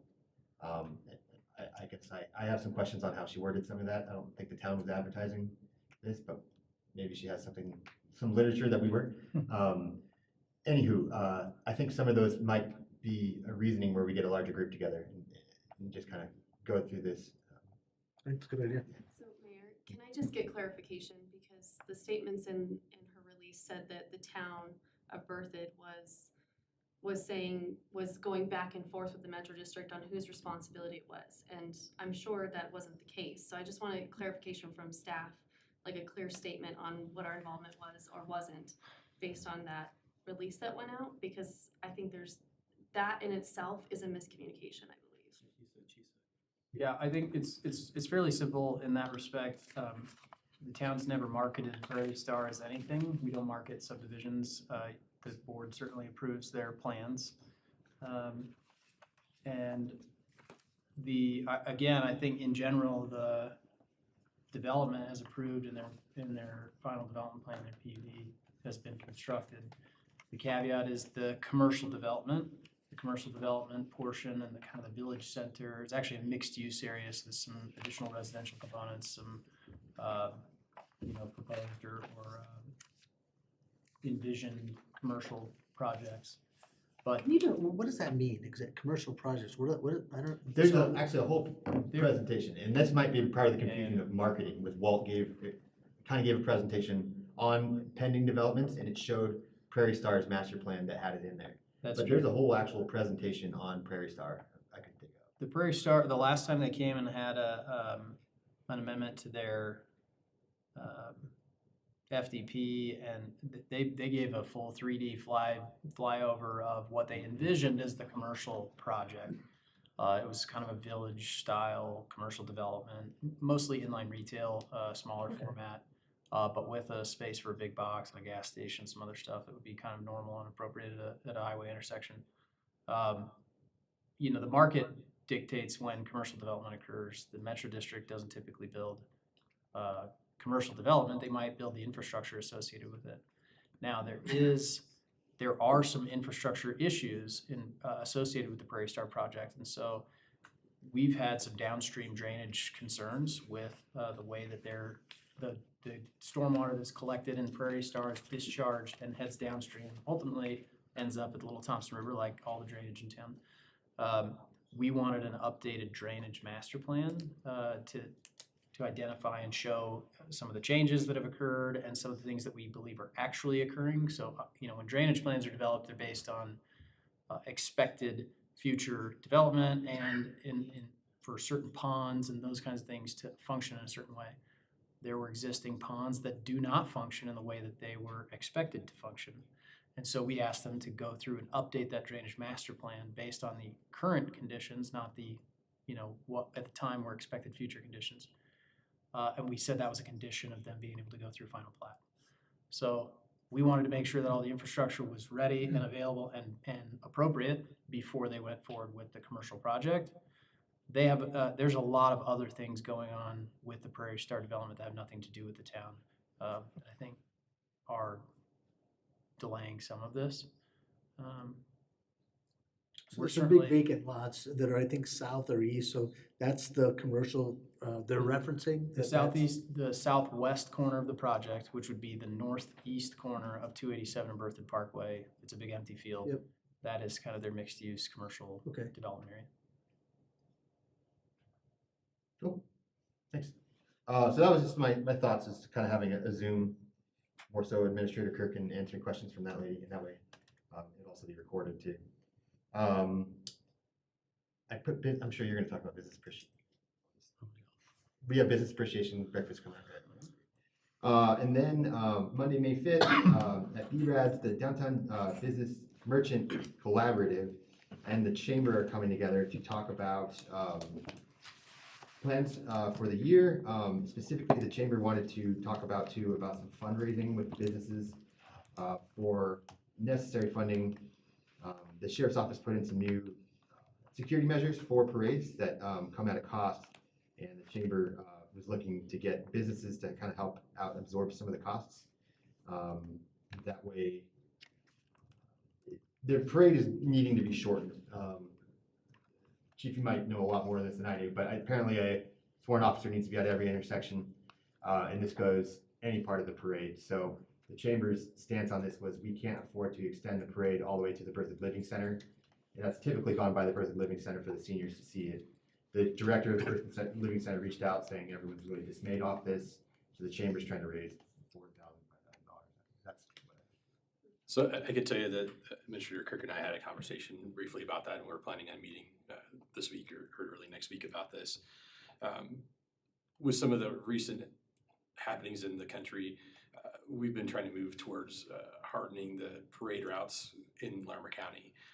One of our lieutenants who supervises the special permitting process through the county has asked us to come in line with his standards for the rest of the county and the other contract town to provide a vehicle intercept plan for the parade route, which includes placing a vehicle of some sort, whether it's a patrol vehicle, city-owned vehicle, at every intersection where a vehicle could enter the parade route. When I figured it out, I believed it was somewhere between 28 to 29 vehicles required to block the parade route from start to finish, which we don't have enough vehicles to do that, which led partly to the decision to shorten that parade route. So This is regardless to the fact that it's Mountain Avenue, it's any street that we would use as a parade. Any street where someone could drive on to the parade route. Several recent things that happened, I think it was 2024, Waukesha, Illinois, where someone drove onto a Christmas parade route and killed several people. And had just January 1st of this year where someone drove into the celebrations in New Orleans. New Orleans, big deal. So does this involve alleyways? I'm sorry? Alleyways, would those need to be blocked too? Probably not with a vehicle, but probably with some barricades that we've been doing, so. I'm sure you've heard, but this does affect other parades too. I couldn't imagine Homecoming be able to afford this. And certainly, I know the Chamber said their parade lights will be altered significantly because of this. And I know you're doing on your part of safety, so I'm not arguing with you, but this does have ramifications to it. Isn't it strange they're asking the businesses to help?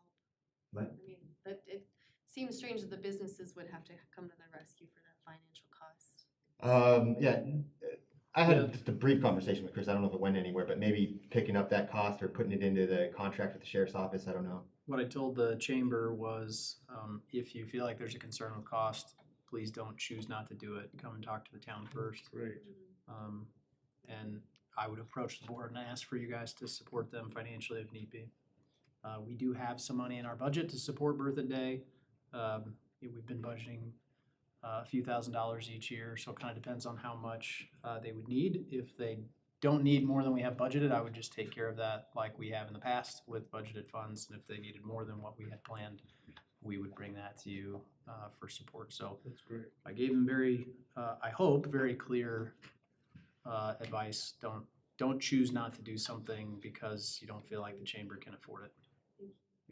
That's great. So maybe this meeting needs to be updated then. I was saying, because Debbie told me it was about trying to fundraise with the downtown businesses to afford this. And I really do think the town should pick it up, so especially with the last minute, I mean, it is last minute notice for the sheriff's behalf to do this in front of our primary town event, so I think it's appropriate that the town does help out on this, at least this year. It does make me concerned for all of our parades, because that's like one of the top things that people love about Berthoud, the small town charm is our parades. And so I think we need a long-term solution as a town to support that. And do those have to be manned vehicles? No, they're not manned. They Could can be we have parked left. farmers jump in and leave their tractors and? But they have to be. What's the mess with the combine, man? That's a great idea. I'm just, it's Berthoud, let's go Berthoud style on this. I'm not sure what would meet the lieutenant standards. Generally, it's been some sort of city vehicle or government-owned vehicle.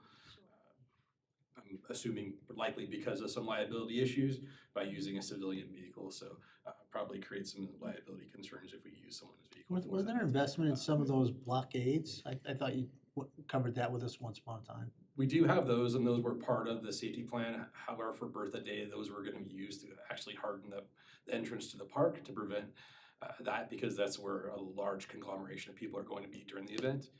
So then they would not be available to be used for part of the route. There's only 17, and it took us 6 to 8 of them to cross the road, so we'd only have 2 roadways blocked with the 17 that we have currently.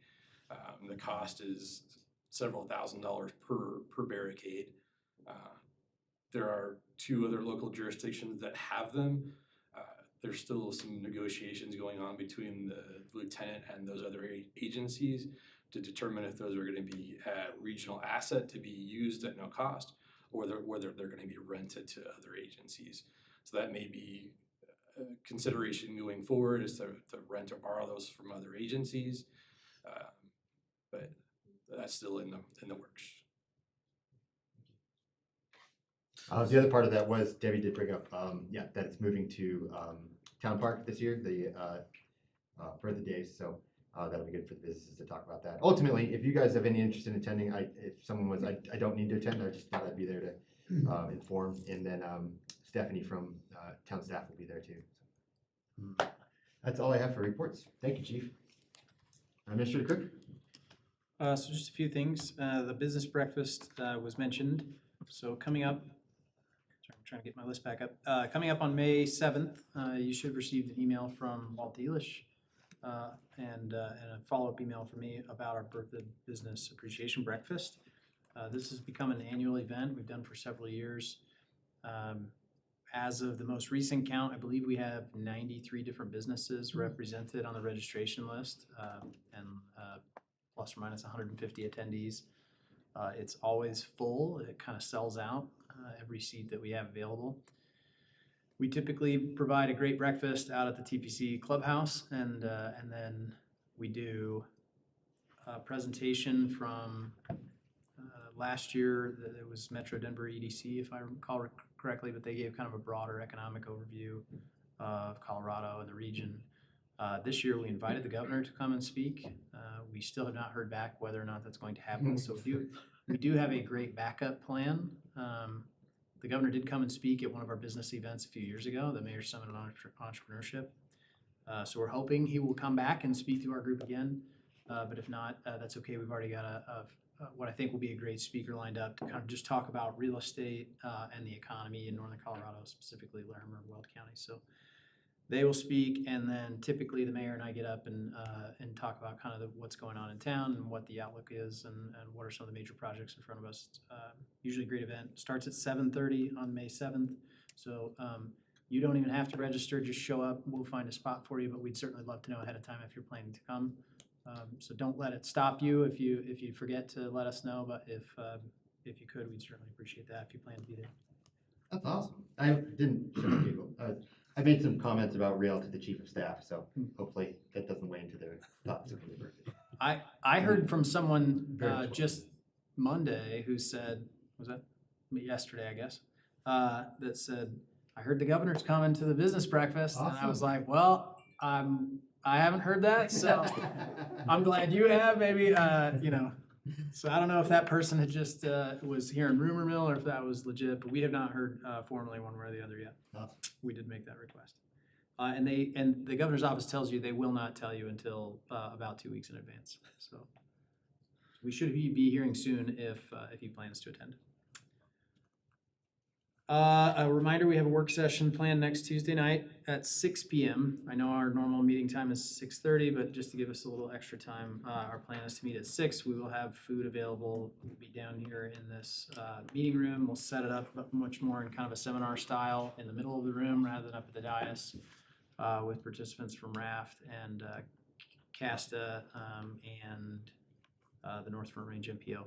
So I believe they've both agreed to come and participate. Greg Pyburn, who you all hopefully recall, who helped us with our strategic plan, he'll come and facilitate that work session. And he got some really good feedback, I think, from the mayor and Steve over at Raft and me, I hope, to kind of help him guide that conversation to a useful outcome. So just a reminder that for the board's information, I was trying to just recollect on everyone's comments. So I give Mr. Piper my thoughts, but also what I kind of heard from the group too. So.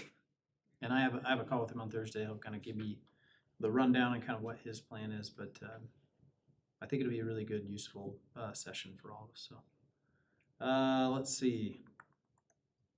The closing on the Sunoco building is scheduled for next Tuesday. So just so that you know, that's coming up. We will, barring some other issue, we should be the proud new owners of the Sunoco building. They're just east of the railroad tracks on the north side of Mountain Avenue. So that's an exciting step forward for redevelopment in downtown. On the pool, I received the updated pool concept yesterday from the design team, incorporating all the feedback received at the port committee at the last presentation. So I think that concept is ready to come back to you at your next meeting on May 13th. So it's a little bit ways out because we have a fifth Tuesday. That next Tuesday is the fifth Tuesday, so then we'll have the first Tuesday of the month off and then back in for a regular meeting on the 13th. But looking forward to presenting that to you based on the port committee's feedback and their direction and preferences. Let's see, the branding project is moving along well. The interviews and focus groups went really well. I think the consulting team felt like they got some great feedback and some interesting, I think I would say in general, there's some real consistent feedback, and then there's some very inconsistent feedback that I think provides opportunities. So that's going to be really fun to get that report back. We've been pushing out the surveys that are available online. We've had hundreds and hundreds of responses already.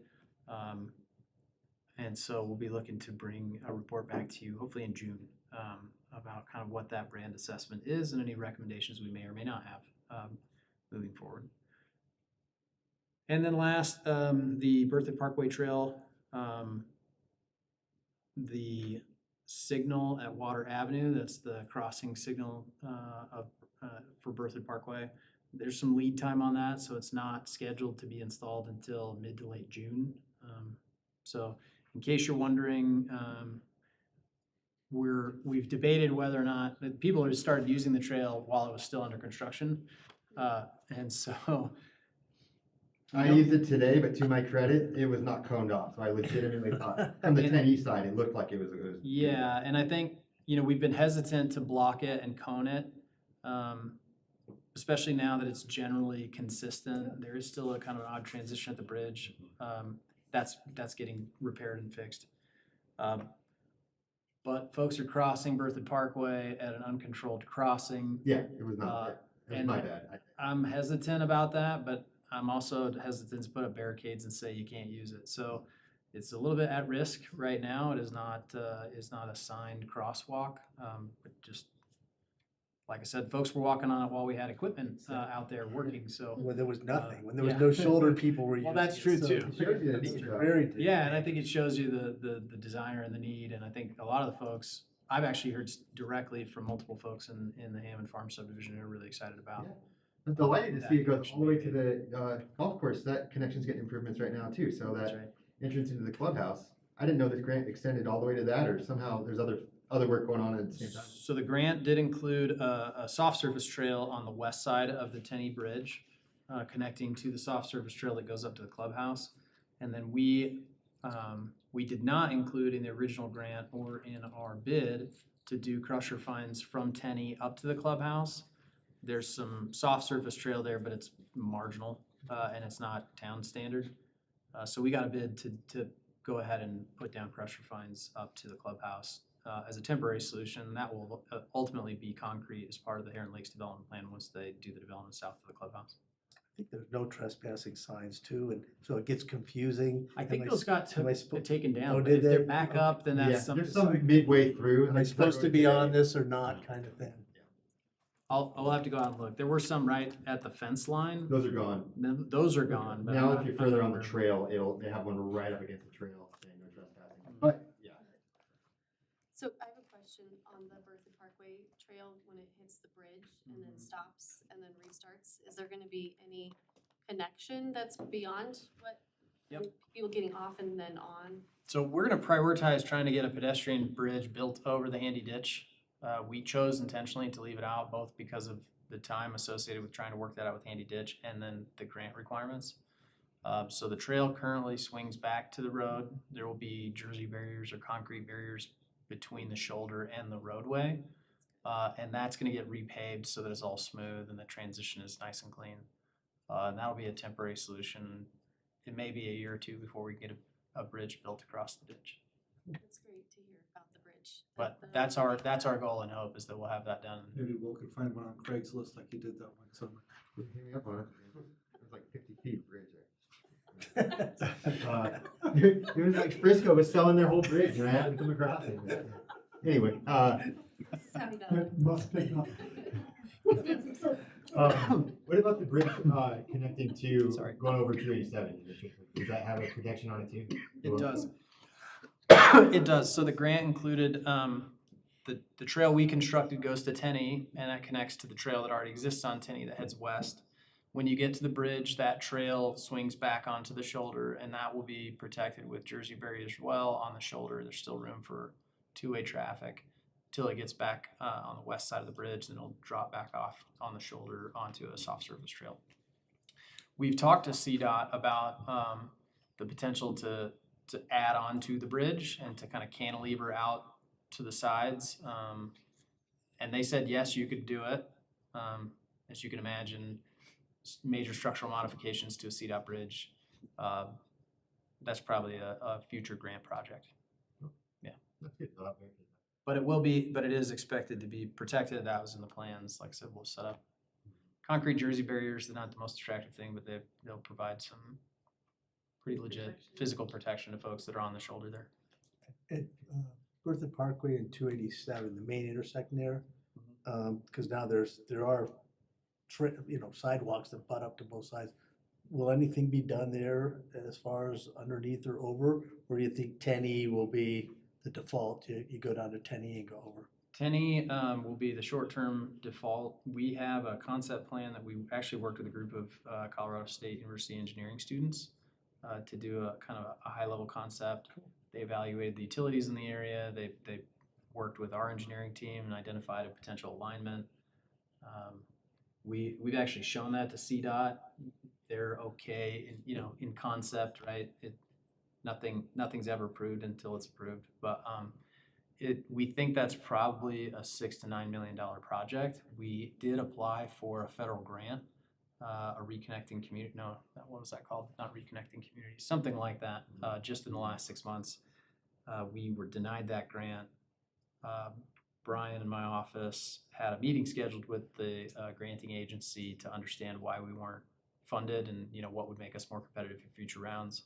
That got rescheduled, but I think it's this week, so hoping to have some information back about how to make that a more competitive application in the future. But that would be, I'm sorry, did I say that's an undercrossing? I was gonna say, Yeah, would we I go don't know under or the spec- over? We would absolutely go under. Okay. Yeah, to go over, you have to build elevators and, that's not worth it. I have a quick question, if you don't mind, about Sure. Berkeley Parkway and 287 as well. Have we heard anything from that storage development on the corner there? I was thinking that. We have, they withdrew their application. Wow. Yeah, they went through and were fully applied. I think we even issued the building permit. The building permit was ready to be issued. Was ready to be issued. They did not want to do it, and we've not heard from them since, so that special use permit is no longer. Do they own the land? They do. Do we know why they withdrew? They just Nope. said that, from a market perspective. They just didn't feel like it was ready for them. So. Did they have a deal with the fire department for access? Does that affect them at all, the fire department? I would guess so. I think I don't know that we know the specifics of Yeah. that deal, but yes, they had planned to sell or provide a lot to the fire protection district, there on the west side of Berthoud Parkway. Anything else?